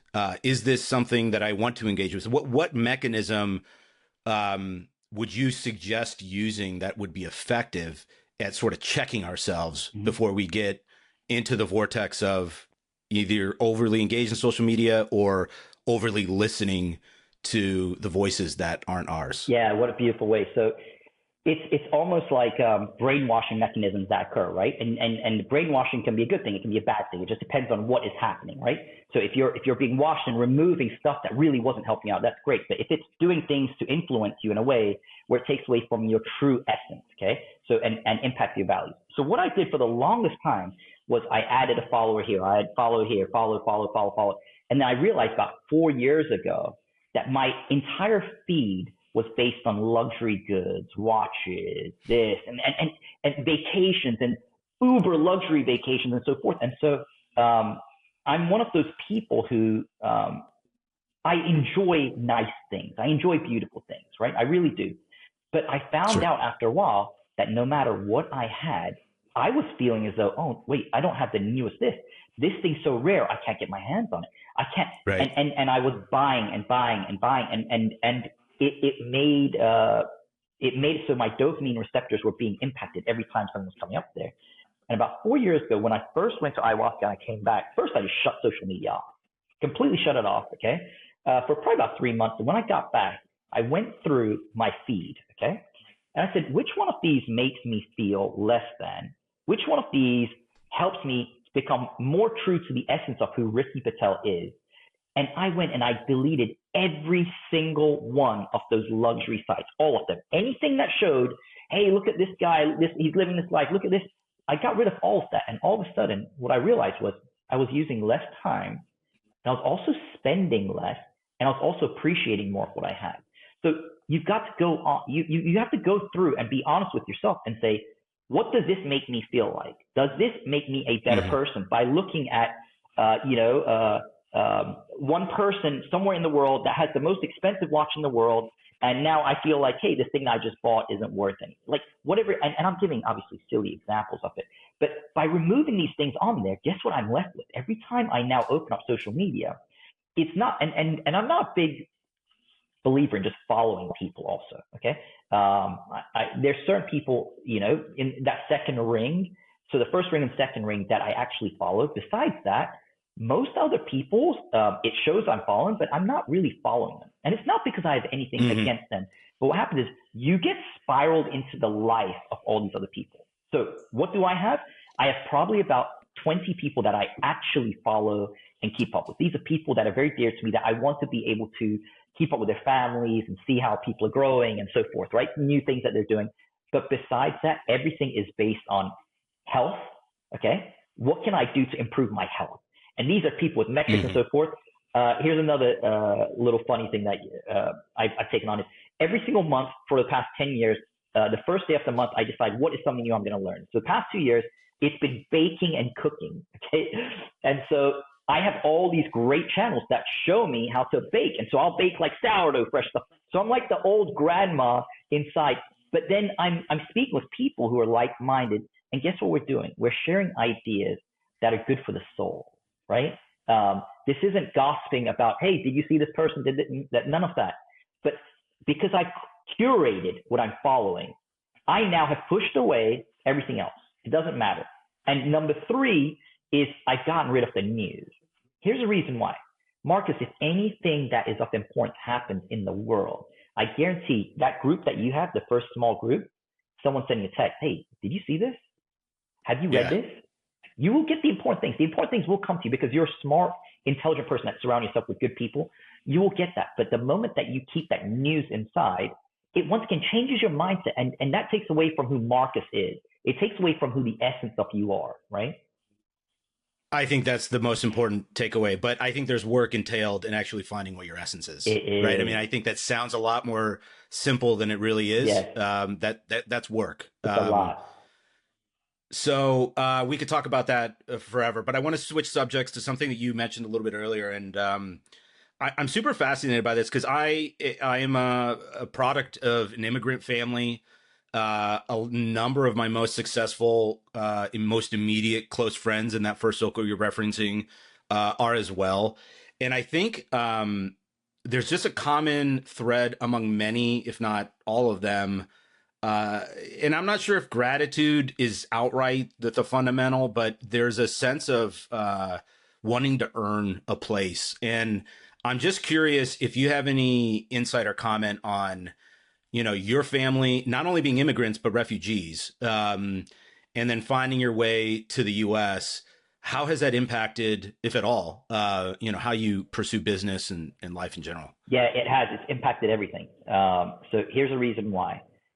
When we moved to the United States, my parents. Well, give us some background of your family. Where did they come from? So, if you go back 5 generations, it's India. Okay, and then in India, during colonization, if you spoke English and you had some type of education, they brought you to Africa to help with building the railroad systems. Okay, so that's where my great grandparents. Where in India? In Gujarat. Okay, so that's in the west. That's what I've got another follow-up question on Gujarat, by the way. So I'm going to get to that. Usually, when you hear of someone with the last name Patel, they're from Gujarat, and Patel just translates to farmer, right? So they went to Africa. My great-grandparents decided to start importing textiles and building infrastructure, and they did extremely well in Uganda, Africa. Uganda became very prosperous. They helped build roads, infrastructure, buildings, businesses. They did a phenomenal job and built immense amount of wealth. And my great-grandparents and my grandparents would tell us stories as 2, 3, 4, 5-year-olds about how overnight Idi Amin came in and took everything within 24 hours, and they were exiled. And they had to move to England and start over with nothing. You're talking about they had an empire in Uganda and left. Something didn't sit right about that. I couldn't understand why, if you are building prosperity for a nation, why they would expel you. And so later in life, I started researching this in depth, and I started finding out things that people would not otherwise wish to look at. Sometimes if you have a nice fairy tale story, you like to kind of keep it that way. An example would be, imagine if your family owned Hugo Boss. You wouldn't want to know that they were involved with Nazis, right? You would just like to go ahead and say, no, we just have great clothing lines. What I ended up finding out was that our families were paying people way under wages. The treatment was horrific. They weren't providing anything charitable. They were not doing anything in the political world. It was literally like they had refused to assimilate. This is our money. We keep making it. How do we keep making more and more and more? And they were given multiple opportunities to help, to make sure to do the right thing and so forth. And when that failed is when it was the breaking point of which the military came in and things were taken away. Was that the right thing? I'm not sure. But how has that impacted me? That's impacted me because I have now learned that the purpose of life is not just to amass wealth at the detriment of others. You really can do great things without it being a zero-sum game, right? So when we moved to the United States, the funny thing is we moved here as African Americans because my parents had African citizenship, and there was a visa lottery in 1995. This was back, newspaper era. And if you were of African descent, you were able to get an expedited visa lottery to the United States to get your green card. And my dad was like, we still have these African passports. And so he applied. And this was the moment, the 90s were the time where America was like the promised land. It really was the promised land, And So we moved to North Carolina. My parents worked at that time in a gas station. I remember my dad had an Aerostar van. I don't know if you know what that is. It was like a Ford Aerostar van, and it was like an old van. And we had an apartment, and the apartment had no furniture. Okay, and my dad didn't tell us why, but we had beds. Okay, so there was beds for myself, my brother, my sister, and my parents. But there was no couches, no table, nothing like that at all. The only thing that was in there was a keyboard, like an electrical keyboard, right? Because as a child, I didn't have many toys, but I had like a little tiny keyboard, and I messed with it so much that I learned how to play music by ear with it. But I never had anything else. So when we moved there, my dad actually bought this like really nice big keyboard. And so our family dinners and everything else was spent sitting on the floor in our living room, sharing meals, conversations. When we finished, I would play some music. It was some of the happiest moments. And I will tell you this, when I look back now, I understand the struggle that my parents had with how do we provide, how do we do this, how do we build, and so forth. And that's not to say that we lived like that. This went on for a few months after my dad, when was able to get furniture and so forth. But the reason I bring that up is that helped me to realize that the happiness that we experienced was truly from great conversations, experiencing each other, sharing stories, laughing together, right? And going from there, I decided that I've always wanted to be a lawyer. I think I shared with you, Marcus. My mom has on her wall a piece of paper from when I was 8 years old that expressed wanting to be a lawyer, wants to fight for justice. I couldn't even spell these things correctly. And there was something inside of me. I'm not a firm believer on destiny, but I am a firm believer that when something is so important to you, that the universe does conspire to help you, right? So going through all this process, being an immigrant, I knew I was the underdog. What did that mean? I could not show up to the same meetings, the same classroom, any place looking less than, because I felt I was not serving. I was not part of the system where people's families have gone through colleges and so forth. So when I went to law school, I would like to say that most of my peers were well off. They were showing up in the Porsches, and their families had law firms and everything else. I didn't have that. So there was two things I could do. Number one is put my head down and just study very hard, or I could play the game. And the game that I decided to play was I would go to a store by the name of Zara. I'm not sure if you know Zara. It's like a clothing store. And certain times during the year, they would have these massive sales, like 40% off plus 25% off plus whatever it is. And I would go in there and I would pick up a suit that looked good, and I would wear those suits to school. And people associated me as the guy that was dressing well. So even though others were wearing jeans, sweatshirts, and so forth, I would wear the suit to class. Okay, no one knew why, but it automatically allowed me to feel I deserve to be here. And sometimes just like feeling like that, it gives you the confidence to continue to moving without studying and thinking, are they looking at me? What are they thinking? So forth. So yes, it did. It pushed me majorly going through there.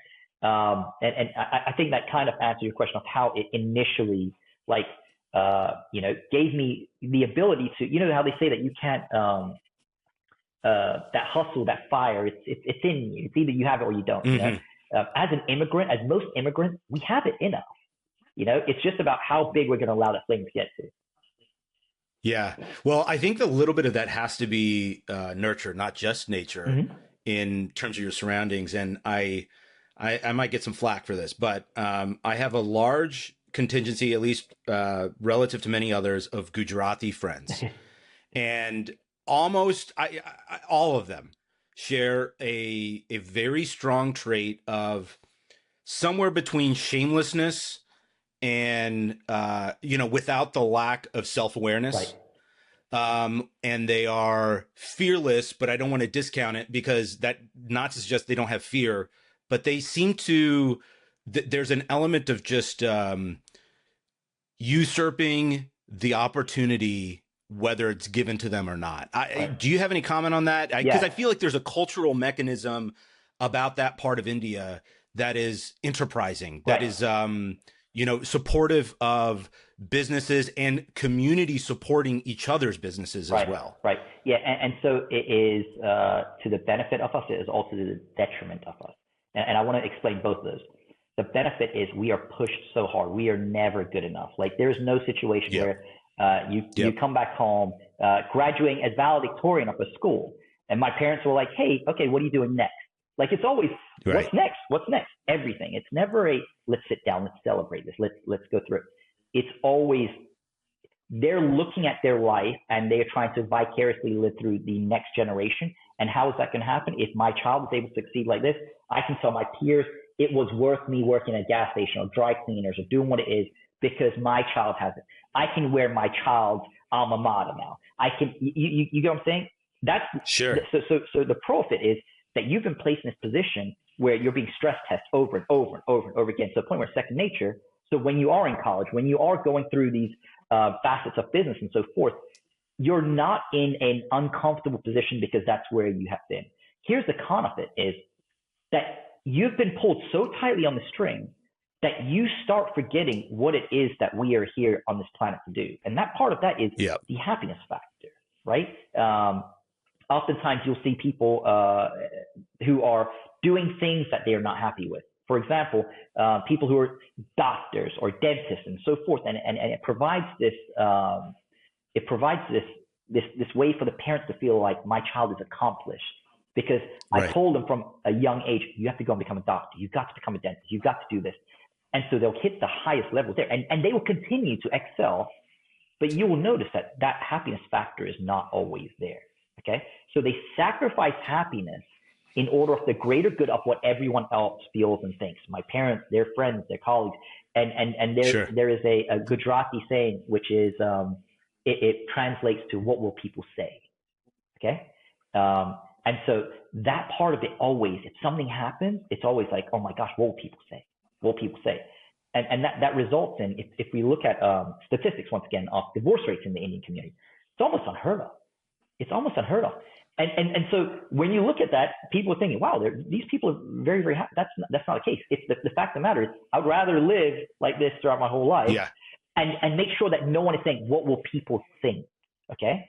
Instead just to clarify, they're unheard of in how high their success rate is. Yes. Okay. Yeah. So you're talking a fraction of what the national divorce rate is. Like, right. To even think of it. So, my point behind it is those are the pros and cons, right? The pro is that you are actually being pushed. The con is that you've now been confined. You can't step outside that box without being scrutinized as being an Indian who has done something outside the box. Even becoming an attorney, like that was great, but why are you not in the medical field? Why are you not? You get what I'm saying? Exactly. I hear you. Yeah. Well, is it enough that your law school named its entrance after you at this point for your family? Listen, I will tell you this. My parents are very liberal. Okay. I have the anomaly. I ended up with the greatest parents on earth. And I didn't realize that until very recently. Okay. I have the greatest parents ever, and they've given me the flexibility to do as I want, how I want, when I want. And the only thing they told me is there's no safety net. So it's not that we don't want to provide, we just can't. So we will give you food, we will give you shelter, and we'll give you love. We will give you those three things, that's 90% of what parents should be doing. You get what I'm saying? Yeah. But you don't realize that. Yeah. You don't realize that as you're growing up until you hit a mature stage. So for my parents, my mom, how about this? My mom, if I tell her I ate breakfast, oh my God, I'm so proud. She's still, to this day, my mom she's an angel.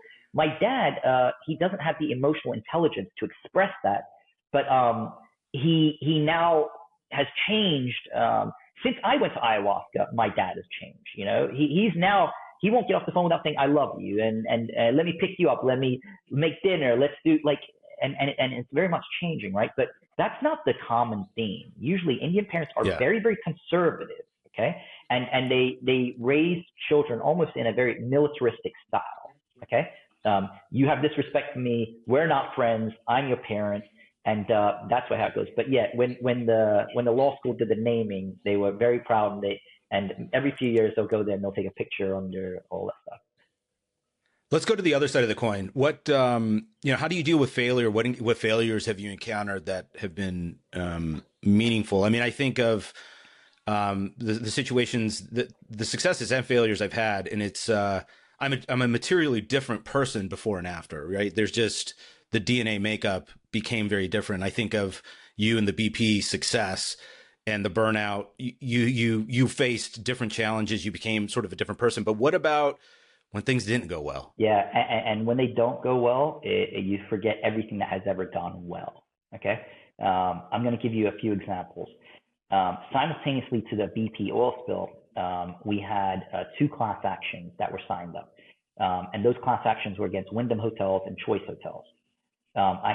It was like a captive audience that I had with these hotel owners, and the hotel owners wanted to sue these brands. And so when we got involved in it, we had these great cases, like absolutely incredible cases. But what we did— Can I just clarify for the audience? Yeah. In those cases, those are the management companies running the property that your clients own. So they own the building. Yeah. And those companies are putting a flag and running it through their point system, checking people in, putting it through their accounts, and taking their fees and then paying the owner. That's exactly right. Yes. Thank you for clarifying that. Yeah, they're the franchisees I represent. So I represent the hotel owners, and then the umbrella, which is the franchise, is Wyndham and Choice Hotels. And so I had this great case. And the thing that I had was I had the law in my favor. I had the clients. I had the ability to fund the cases. So to me, this is slam dunk. What I did not have was experience. And what I mean by experience is not the legal experience. It's about the real world experience that you cannot buy. It's just something that you have to go through. So what ended up happening was when we started getting really close to getting class certification, the franchisors said, hey, these clients that you have, this one didn't change this thing that we asked them 4 years for. This one, we gave them a break, but we're going to go ahead and increase it to where it needs to. This one over here, they're supposed to have an indoor corridor. We let them go with it, but we need the outdoor corridor. And they went through contractually and found out all the things that they could go and do, like a tip list, and say, hey, you didn't do this, you didn't do this, you didn't do this. Maybe we let you go in the past, but now we're going to do it. And they started hitting them. And it wasn't considered retaliation because it was within the contractual confines. So I couldn't say, you're not allowed to do it when we are suing them for breach of contract. Okay. And so what happened there was bit by bit, they knocked out plaintiffs one by one by one by one. They all got knocked out. Okay. And I remember when that case failed, I remember just thinking to myself, like, man, how did that happen to me? Everything has been going right. Like I've been on this like incredible rocket. And so when something like this happens, you're not looking at the fact that like this one thing has gone wrong, but look at all these things that are still going right. You know, you really take it in. And I was too young to understand that this is a part of the rodeo. This is just how it goes. You will, for every major success, you will have failures. And the goal is to be up at the end of it. So you can have the ups and downs. The goal is just at the end of it, not to be below, right? To be net positive. And the BP oil spill was, if that was 100% of what was happening, the Wyndham and Choice was probably 0.25%, if that makes sense. So it was so trivial, but to me, it was emotional. It was my ego. It was my identity. It was all those things. That's all you can think about. Everything. And I've had plenty of these types of things. I've had, with the barbershops, we have the Spot Barbershop, which anyone in South Florida knows, right? We have 32 locations now. It is the premier barbershops, like amazing. What most people don't know is we started a sister company, okay, which was the most beautiful women's salon you could imagine. It was called Blows and Roses, and it was like 2 hair dryers like this. The whole entire thing looked like a Barbie shop, okay? And so our marketing for the Spot Barbershop was God is good. Well, in Blows and Roses, we put God is, and then in signature, a woman. And so we were referring to it as like a nice catch on like the powerful women. It wasn't like a religious connotation, right? Sure. So we opened up the first day, we get sued by Guns N' Roses, okay, for infringement upon their trademark. And so we're like, we do have like two like blow dryers in there, things to say. And so we have to change a little bit of that. And then we had people that were literally protesting the brand, saying it was sacrilegious, and how could we say that God's a woman, and the media was showing up and so forth. So that was another one of those things where it was like, okay, yep, we made a mistake, and that one failed, okay? It was one location that failed. If we had named it something different, okay, and we had changed just a few things about it from the beginning, I think that it would have been up and running. But those are failures that people don't really know about. And there's plenty of failures. These are a few of them. How do I deal with it? How I dealt with it when I was in my 20s was it would absolutely ruin weeks and weeks and weeks. How do I deal with failures now? Failures still happen today. I give myself, I call it a grieving period. And that is for 24 hours, you can feel bad for yourself. You can whine, eat some ice cream, watch some junk on Netflix, feel so bad for yourself. But at this time, in 24 hours, you tie your shoelaces and you get back at it. And it allows for you to process. It allows for your nervous system to go through it. It allows for your brain and everything else. But it prevents this from seeping over into everything. And also, there are people who like try to stop that and say, look, I've got to look at the bright side. No. Listen, that whole theory of just looking at the bright side, what it does is it keeps adding things subconsciously that you're not removing. But if you allow yourself to go through this process and say, I'm giving myself this much time, you actually can get over it and then get back to where you need to. You've given yourself that time, right? Just be gentle on yourself. How do you deal with that relative to your identity? I mean, what is your perspective on identity? Yeah, so that's a great one. So most people, if I introduce you to my colleagues and you say, hey, so you know, tell me a little bit about yourself. Oh, I'm an attorney. I'm a hotel owner. I'm at this or that. Okay, the moment that your identity is associated or attached to something here, if something within the circle is not going as you want, this fails. Okay, so the way how I look at myself is, what is my identity? My identity is a person who's trying to live a healthy and happy life and do good things. Good things is so open-ended. By putting those three things out there, we can have multiple conversations in those.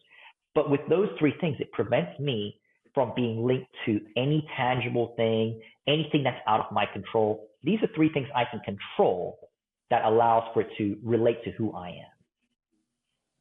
So how do you've demonstrated this with flying colors, right? But how do you respond to people who, this is adjacent to identity, that think the only way to succeed is to do one thing and to do it great? When, in actuality, you have different interests. You've got different business interests. You've got successes and failures, but it seems like those reps have benefited you.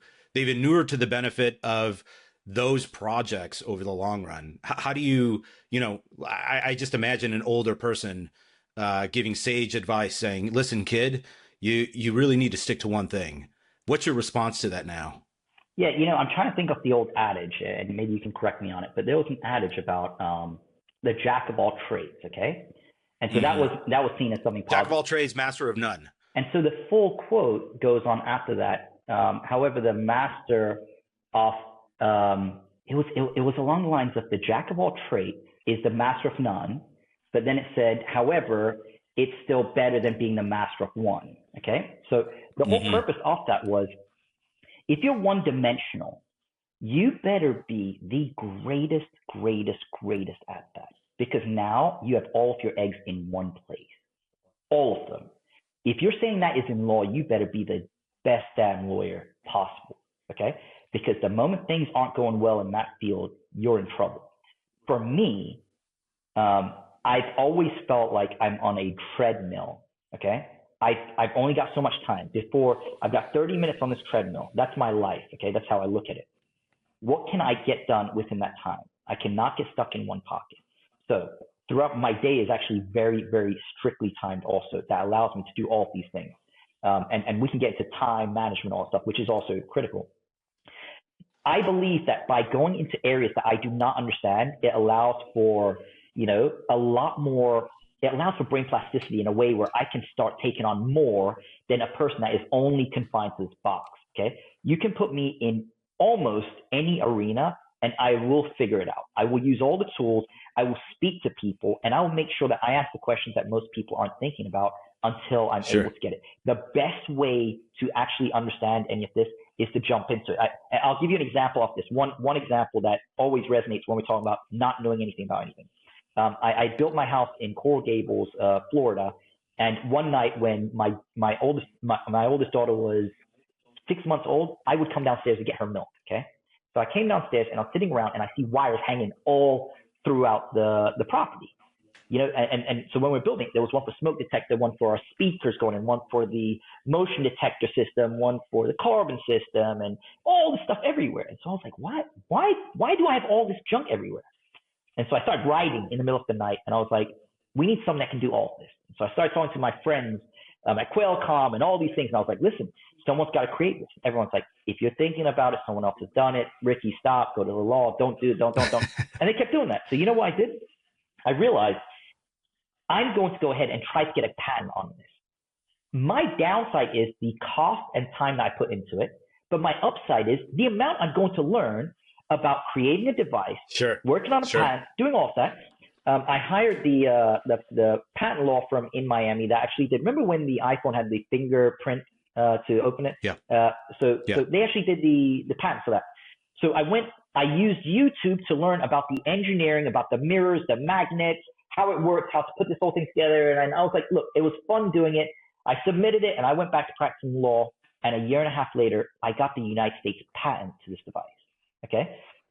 Why is that important? And now it's got like Amazon Alexa and all this crazy stuff in there. But the fact, and that plaque still hangs like on my wall as one of those things where it's like, I had no idea what I was doing.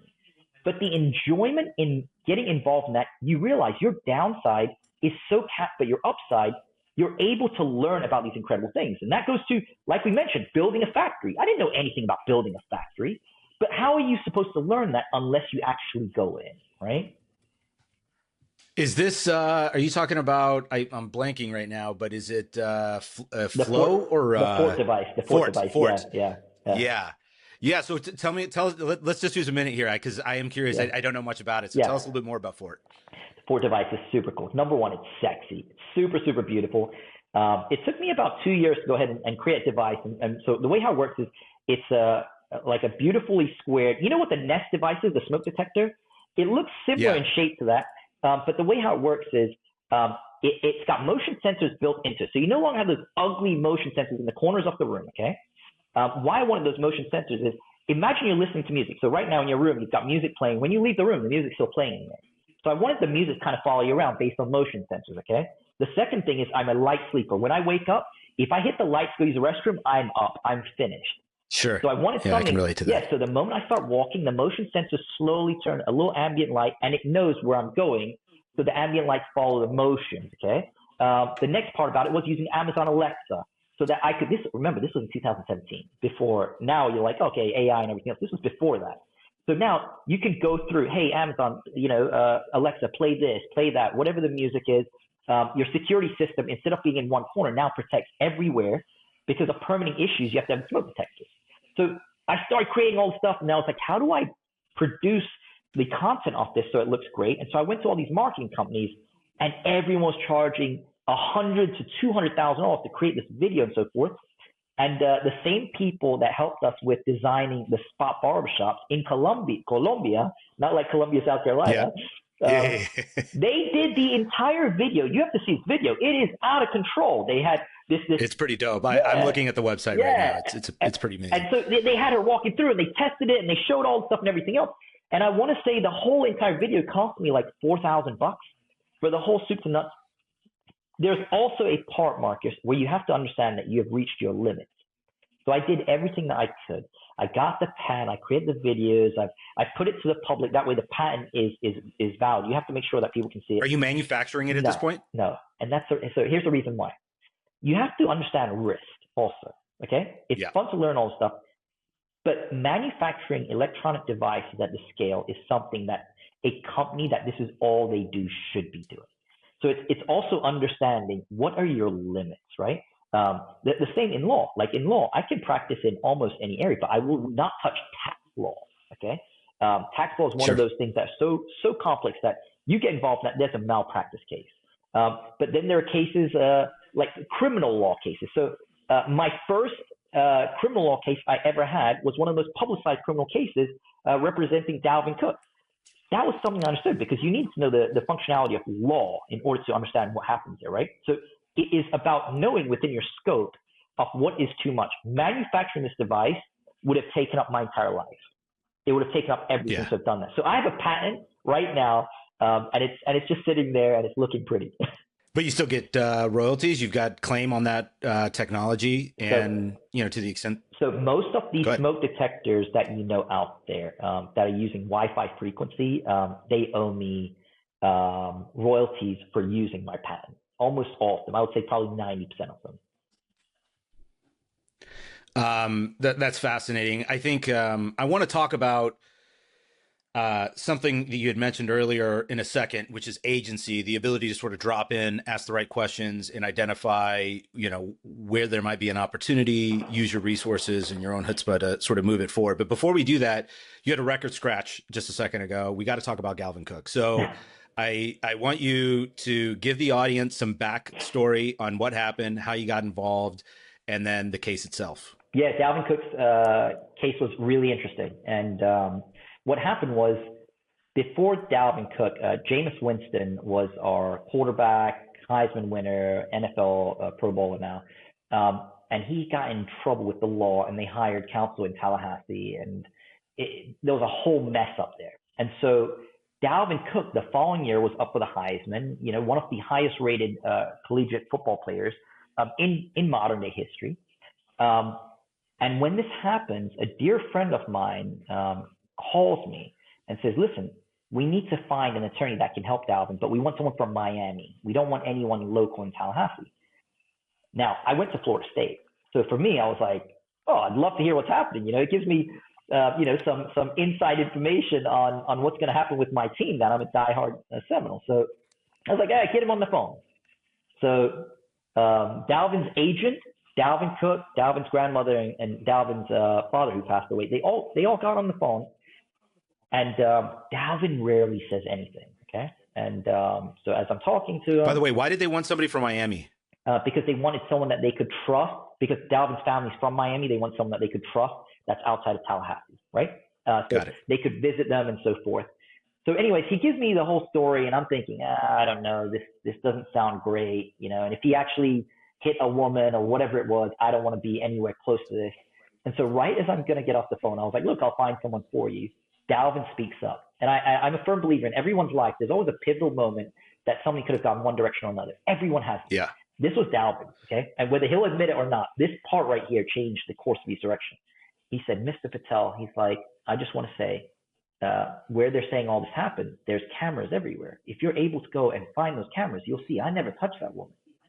And I was like, oh, shit. He definitely didn't do it. That changes things. That changed everything. Like, you're telling me to go find the cameras. And so I was like, listen, how about this? I'll handle this case. And so they were like, what's your experience? And I was like, yeah, I don't have experience in this matter. And they were like, okay, so how are you going to handle this? And they're like, look at the news. Like, this is everywhere. Like, we need someone that can take care of it. And I was like, all right, well, let me explain what I'm going to do. Okay. I am a class action lawyer, number one. And I have the resources, and I'm looking at the screen right now, and I see the prosecutor is on the news with the two victims saying that he believes this story. And I was like, this is what I'm going to do. I'm going to get involved. And the first thing I'm going to do is I'm going to sue both of them, both those girls up there who are stating this, for defamation. And that way I'm going to shut them up first. Okay. Number two is I'm going to go ahead and get as many investigators and everyone I know in so we can put this entire matter together. And we'll be able to show exactly what happened, and then we'll move forward. And so they're like, okay, fine, we're going to take the risk on this. Okay. So they agreed to hiring us, and the agent says to me, listen, you're going to get a call from ESPN in 30 minutes, okay? Do not go over more than a minute or 2 minutes. I think that the ESPN guy was Adam Schaefer, I believe. He's like, all you're going to say is, Dalvin didn't do this. We're going to show that he is an innocent man, and he will be back on the field.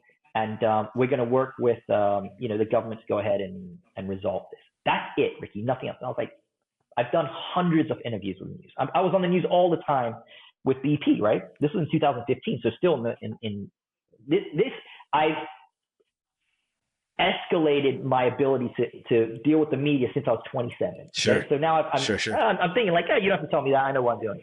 So I get a call from ESPN. I get off the phone 45 minutes later. Okay. And I'm like, maybe I may have said it a little bit more than I probably should have said. I was like, I'll be fine. So I go home, and I just had this feeling in my stomach, kind of like, you probably shouldn't have said certain things, but I'm sure it'll be fine. Okay. So I go to sleep, and I wake up the next morning, and it was the most text messages to this day I've ever had in my life. I had like 400 people that texted Oh me. my gosh. And I was like, oh shit. So I'm rubbing my eyes.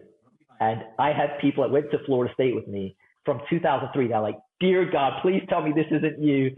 And they were pacing. So I clicked the ESPN app, and the first article that popped up said, Dalvin Cook did not touch woman, but attorney responds swinging. And so I was like, well, that's a hell of a subject line. And I start reading it, and it goes into how it's like, we are not settling this case. The prosecutor's wrong. We're going after everyone. Anyone that's involved, we will sue you. We're taking you down. I'm looking. There was like 16 missed calls from the agent. And so I just listened to one of the voicemails, and it was like, you mother, I told you the goal was to settle this out, to get it resolved, whatever else, right? And so at this point, I was like, okay, I'm talking to my partner, and he's like, listen, good luck. Like, Just got to win. You have to win now. Like everyone's talking about this, you know? And so I put some serious resources behind this, like Marcus, serious resources. I had a private plane that was taking me back and forth to Tallahassee from Miami. I had investigators. I found out the people that were witnesses, found out the stories that they were trying to set them up, everything. Then I asked for a speedy trial. And trial is one of those things. I don't get to go to trial as much anymore. But back then I was in court. I was in trial. I was enjoying it, you know? So we got the case. We went in there, and fast forward, we got a unanimous not guilty verdict. But that case right there, you could make a Netflix documentary. When we were doing our voir dire, which is like the picking off the jury, in that panel, the prosecutor's daughter was in there and didn't tell us, okay? They had, no, this is wild, okay? The night before our trial started, someone sent a tweet out saying, it was Dalvin Cook at somethingtwitter.com, and it said, hey, Florida State Seminoles, I'm so sorry, I should have never done this. And it spread virally. And so it got back to me, and so I was like, wait, how could this happen at this time, you know? And so I sent it over to this newspaper, I think it was like warchant.com, one of these, and they put it out there and said this was not Dalvin Cook. And we got an anonymous tip that someone from the state attorney's office actually created the tweet, okay? Think about who we're going up against. So wow. I present this in the beginning of the trial. The judge loses his entire mind, okay, and grants sanctions against the state of Florida for what they had done. So when I'm telling you that there was like mishap after mishap after mishap on this, luckily we were able to, you know, get around what they were saying. If he had just had a public defender, they would have set him up. It would have been an easy setup. And this was all, there was a lot of political stuff going in the background. The new head coach that came in wouldn't allow the prosecutor to go on the field like Bobby Bowden, the old coach, did. And all of this resulted in them going after these students, you know. 250,000 people watched that trial live, okay? And the one thing I knew was I knew the facts, I knew the law, I knew how to handle trial. So I went in there prepared, but you know, when we talk about things going wrong, I was doing the opening statement. This is when the whole room is filled with media, everyone, and I walk up and there's a beautiful picture that you'll be able to find where I go to the jury and I say, ladies and gentlemen of the jury, and right as I turn like this, one of the flash photographers hit me with a flash. And I remember I got blinded and I forgot my opening statement. Oh, geez. Okay? And so what I did was I went quiet and I knew one of two things is going to happen. This is going to be an embarrassment or you make it seem purposeful. And so I kind of put my head down and I just shook my head and I went back at it. And they thought it was like an emotional pause. And I was lucky able to like get back into it. But these are things you have to be able to like jump. You've got adapt. Yeah, quickly, without showing people there's something wrong. Do you see what I'm saying? Sure. But the deal that I made with Dalvin, which people don't know, Dalvin could not afford to pay for my legal services. Okay. And I couldn't do the services for free because if I did back then, it was a violation of the NCAA. So I made a deal with him. I said, listen, I'm going to take this case. When I win this case, I was on the board of the Nicklaus Children's Hospital at the time before I became the chairman. When I win this, Christmas time, I need 1 hour from you to go and meet with all of our children, sign basketballs, footballs, everything else. So he shook my hand. After we won, we met at the Miami Children's, now Nicklaus Children's Hospital. It was Miami Children's. We meet up there. He spent 3 hours. I purchased, I think, 400 basketball footballs. He didn't just sign them. He played basketball with them. He played football with them. He hung out with them for 3 hours. After that was done, I shook his hand and I told him that he wouldn't hear from me ever again. And the reason I did that is oftentimes attorneys like to associate themselves with these clients because it's a great reminder of them of a case that you had. But you have to flip the other side and say, well, what is it that you remind that person of? And so I had to tell myself, you've got to wish this man luck and be done with it, And he went on and he had a great career in the NFL and he did his part. He showed up to the hospital and he did his part, That's a great story. Talk a little bit about your charity work, because I think that's important. That's a through line in what you've done. I know that there's at least 2 others that you're a big part of and had founded. And I'm wondering does that have to do, what if any, does it have to do with your children's books? Yeah, so the children's books came after. Here's what happened, okay? In 2010, when we started making money with the BP oil spill, the one thing I wanted to do was I wanted to make sure, number one, that I was saving. So what we did was we created trust for our family, which I was putting a ton of the money in the trust. We had some money for expense and so forth, and then I wanted to start allocating money to a charity. And I looked around everywhere, and I realized that giving back to children was important. To this day, people don't understand why, because no one in my family had any childhood illnesses. It's not like I had children that were sick or anything else. It just seemed like all the other things I looked at were usually the result of human behavior or what we do or situations we're placed in, the homeless, the elderly. There's a lot of factors, but children are the ones that really cannot help what happens to them. So I got involved with the Miami Children's Hospital at a very early stage of my career, 2010. And I wanted to be hands-on in addition to writing checks. So we'd go there, we'd provide items, we start doing events and all these great things until 2016, when the hurricane devastated Haiti. And so when that happened, there's a whole entire story on this, but the fast forward to it is, I had friends and family, because I decided to send items to Haiti. I had friends and family on social media. I use social media a ton for charitable work. The reason for it is people like yourself would not know how to give in certain areas. Right. And then you see it and you're like, oh, I trust Ricky. I know him. He'll be able to get these items over to where I need it. It's a gateway. Yeah. Yeah. And so friends and family start driving over from Texas and everywhere else, bringing all these items. And we had containers worth of items. And so I thought to myself, if I send this stuff to Haiti and it gets stolen, it's going to be tragic. It's going to be one of those things that we look back and say, we really should have done more to have helped with this part, right? So I decided I'm going to go over there. So I partnered up with an individual, Pastor Jomé, who is like a brother to me, Haitian, and he started a small orphanage over there with his mom back when he was a kid, and they kept doing this, taking care of children and so forth. And I was like, let's go there. Let's take all the items. I flew to Haiti and it changed my entire life. Okay. This was in the midst of like full on chaos. I had a class action in India. We were finishing the BP oil spill. I had a class action dealing with the Koreans on an electronics company. And so in addition to that, I'm now in Haiti where my partner is like, you cannot go there. He's like, you will get kidnapped. Like the security protocols and everyone, literally everyone except my ex-wife were like, you cannot go. She was the only one that was like, be safe. Like you figure out the protocols, be safe when you're going out there. But if this is something that you're being called to do, go. So we went out there, and I remember the second day we were at this one house where the kids were. And so I was like, I'll rent this house and I'll rent the house next door to it. We'll combine them so we can have 42 children.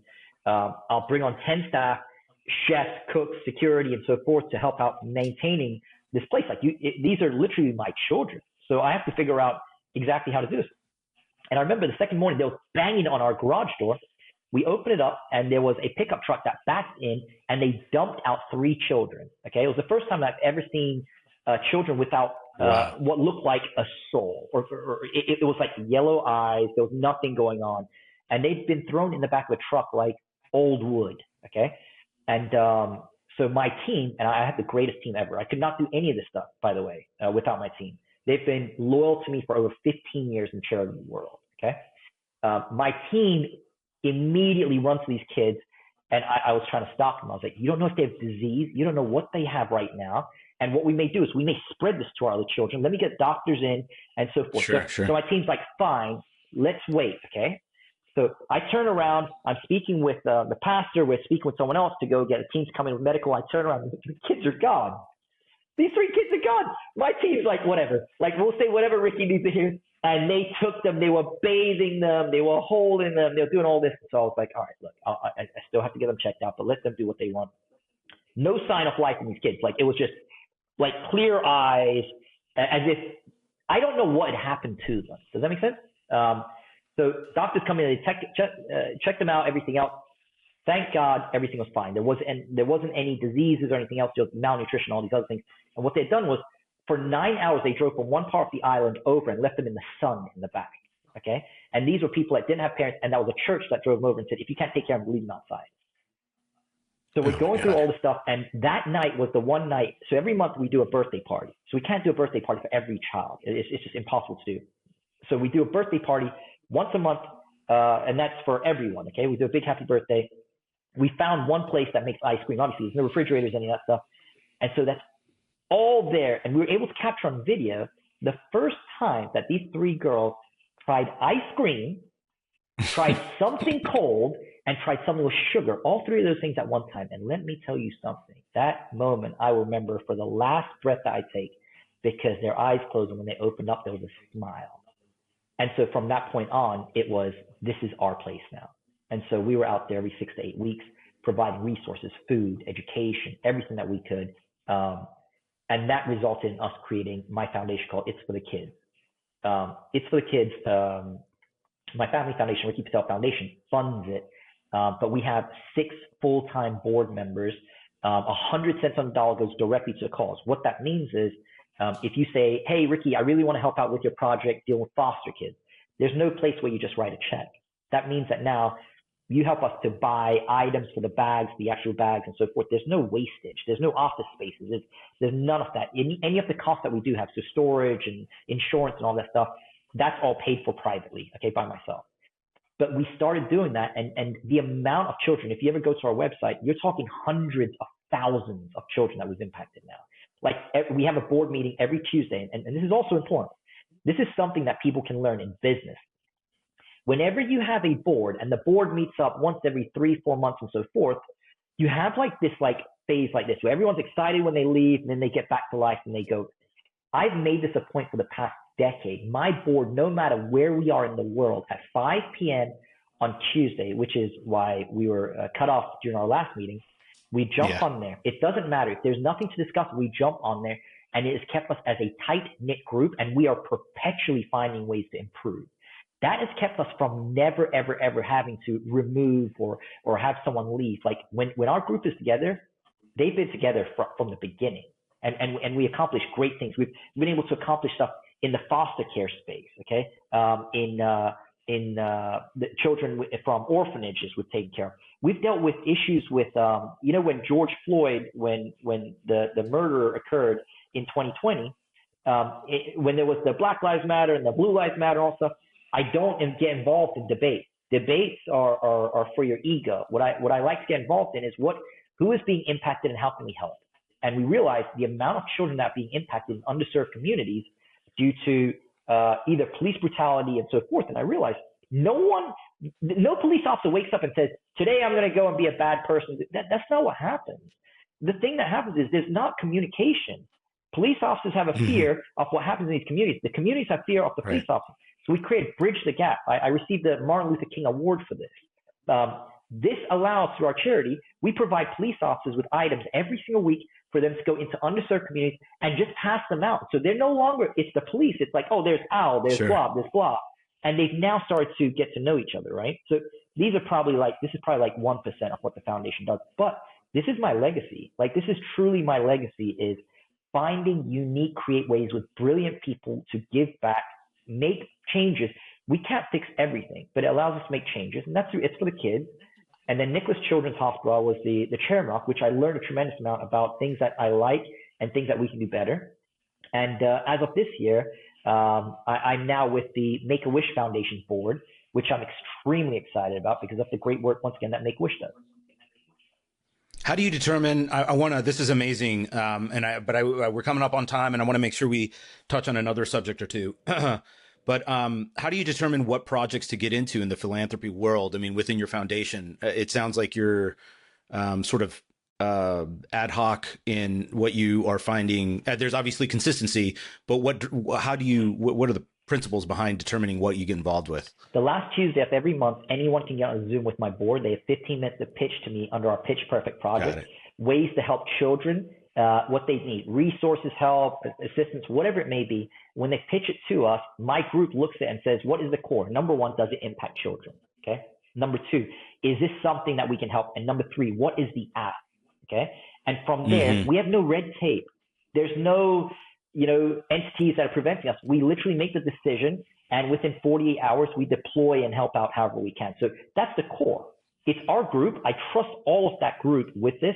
If I'm not there, any one of my group now can tell you what Ricky would think or what Ricky would do. Yeah, that's amazing.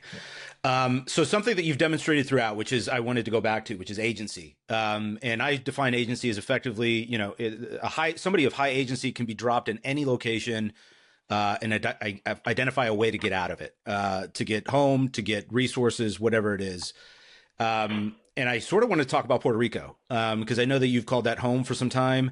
You identified some opportunities and have done a lot of work on behalf of the government there. So I wanted to give you sort of free reign here to talk about Puerto Rico and what it means to you and what you've done there. Yeah. So number one, Puerto Rico is probably the only place I can say that always felt like home. It still feels like home. I have deep, deep, deep love for that place. And how did I get to Puerto Rico is crazy. We were finishing a class action lawsuit, which after we settled it, and this was a very successful class action, the electronics manufacturer has actually prevented me from not only saying the two letters that make their company name, but also from writing those two letters on any documentation. Very, very, very prominent Korean company that is known worldwide. And we had an extremely successful class action with it. While I was in the middle of that, we were wrapping up BP also, and my partner messages me on a weekend, and he's like, hey, he sends over this flyer for something called Dorado Beach, Ritz-Carlton Reserve. And I was like, are you going on vacation there? And he's like, hey, they have this great program for tax incentives and so forth for us. He's like, I'm going to go check it out. And I'm like, okay, great. I'm not thinking anything. I'm so deep in like what we're doing right now. We're trying to close out 2 classes. Like it was just an absolute, like it was some of the best times I had, but at that time it looked like a shit show. Like we were just in so many directions. I was in our Houston office, so I was staying out there working over there. Okay. And so he goes out there and he calls me. He's like, hey, I need you to get over here next weekend. And so I was like, dude, I don't have time for a vacation. He's like, no, I need you to. So he asked me and my ex-wife to go over there. We fly over there, most beautiful place. And I was like, yeah, this is great for vacation stuff. And he's like, listen, he spoke with the government officials in the Department of Treasury over there. And they said, if we brought our wealth to Puerto Rico and maintained our residence that we lived there for half the year, we would pay 0% capital gains, dividends, and interest. 0. Okay. So there's no taxes that we would be paying on that. Any new money that we made from the United States that we brought over, we would pay like 4% on. There was so servicing. So for example, if I had a marketing company in the United States and I was in Puerto Rico and I was doing all the marketing for Puerto Rico for the United States, that money that came in, we would pay 4% on. This was back then. Okay. And so I was like, okay, what are you thinking? He's like, well, we've got all this money that's come in. Let's go ahead and bring it over there and let's stop, And so I was like, this is radical, like really radical. And we both thought about it. We're like, there's 2 directions. We can keep our foot on the pedal, wake up, we're going to be 80 years old. We would have built the greatest law firm anyone's ever seen. Or number 2 is we actually do what you're saying. You want to have the big family. I'm burned out, fully burned out. And I want to say within 45 days, we had moved to Puerto Rico. Okay. We moved out there. We knew nothing about anything. I mean, nothing. We couldn't figure out anything. Puerto Rico, everything moves at a snail's pace. And I was able to finally get healthy again. I was on the beach every day doing yoga and meditation and eating right And I was able to get rid of a lot of the junk that happened before. The office in Miami was still running for a bit by itself to kind of wrap things up. And then, so that was in 2016, but 2017 is when Hurricane Maria destroyed the island.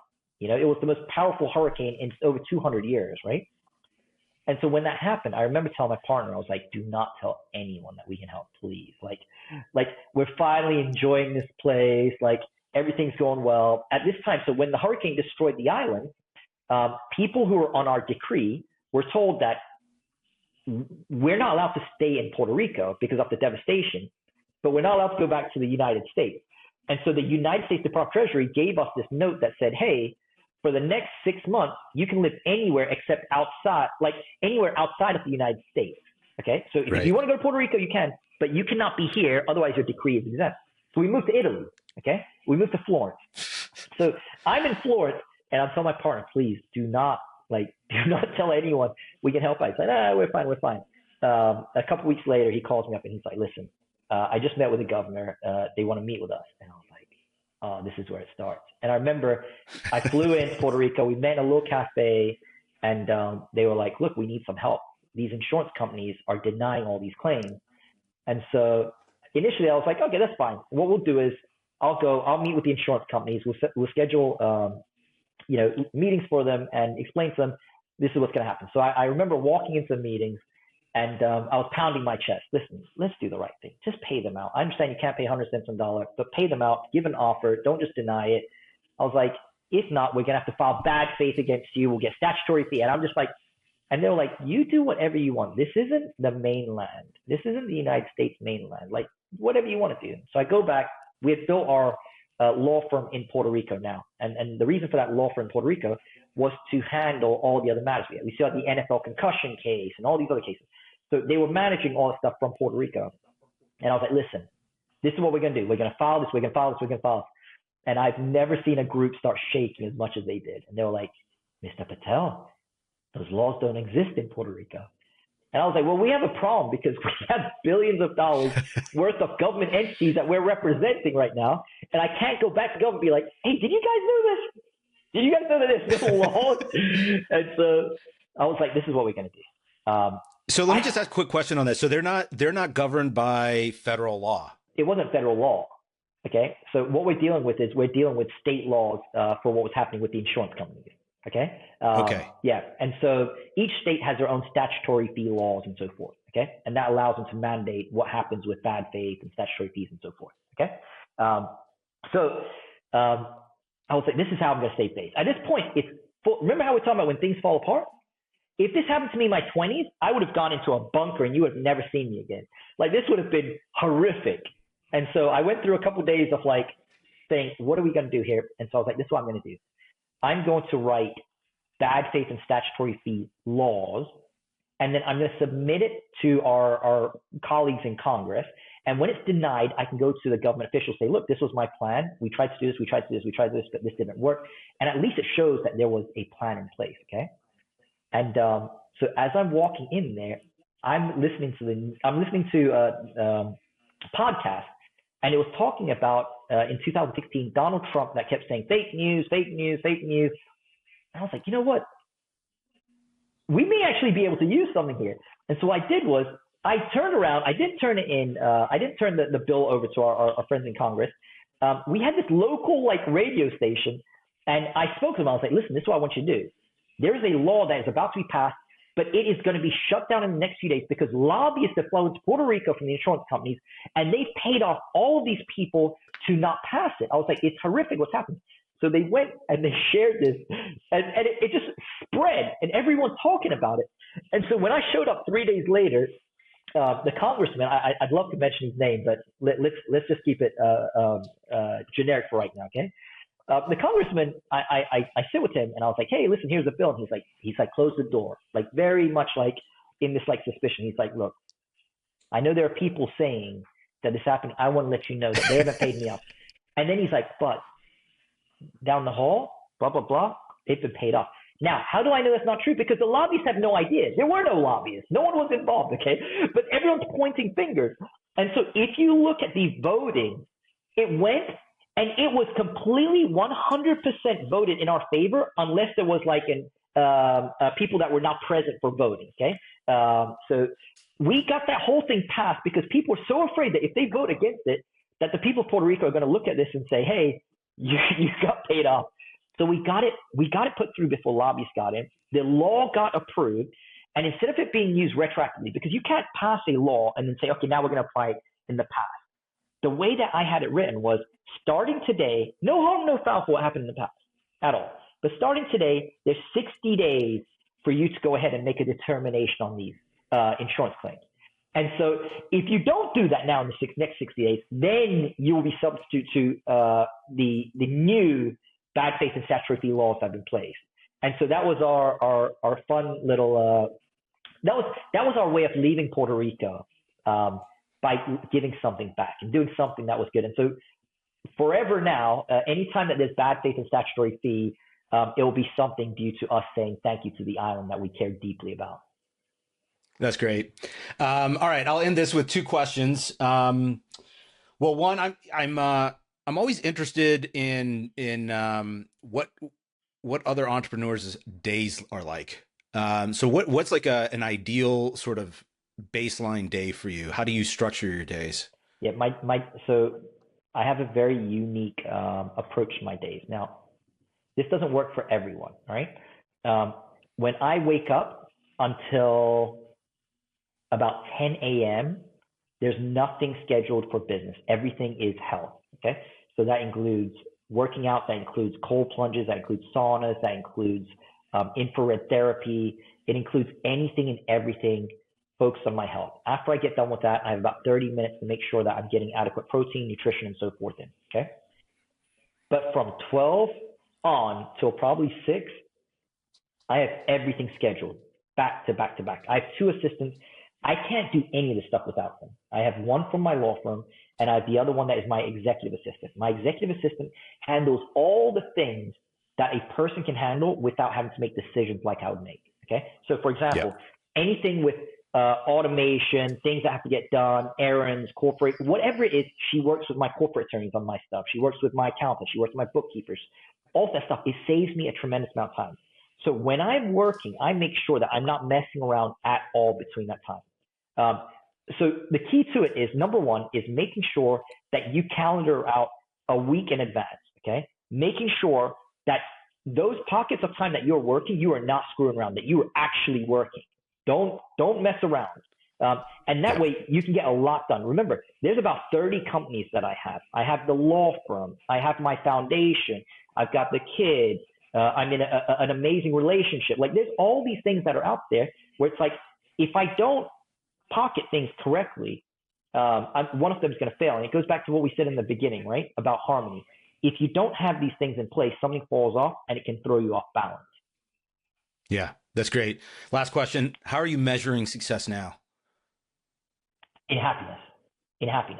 Absolutely. Yeah, that's probably the best way to put this is, I'm measuring success in happiness. How much of my day am I spending doing things that not only am I enjoying and are productive, but also bring me happiness? That is truly it. And this is something that you will hear from people as they get older, okay? Is the ones that are stuck in the confinement of the box of I need to create things outside of myself, eventually there's only so much that these dopamine receptors can keep up with. And then you start like falling down. Yeah. Thanks so much, Ricky. This has been amazing. Appreciate it. Awesome. Thank you. Thanks for listening. For a detailed list of episodes and show notes, visit scalesofsuccesspodcast.com. If you found this conversation engaging, consider signing up for our newsletter, where we go even deeper on a weekly basis, sharing exclusive insights and actionable strategies that can help you in your own journey. We'd also appreciate if you subscribed, rated, or shared today's episode. It helps us to attract more illuminating guests, adding to the list of enlightening conversations we've had with New York Times bestsellers, producers, founders, CEOs, congressmen, and other independent thinkers who are challenging the status quo. You can also follow us for updates, extra content, and more insights from our guests. We hope to have you back again next week for another episode of Scales of Success. Scales of Success is an Edge West Capital production.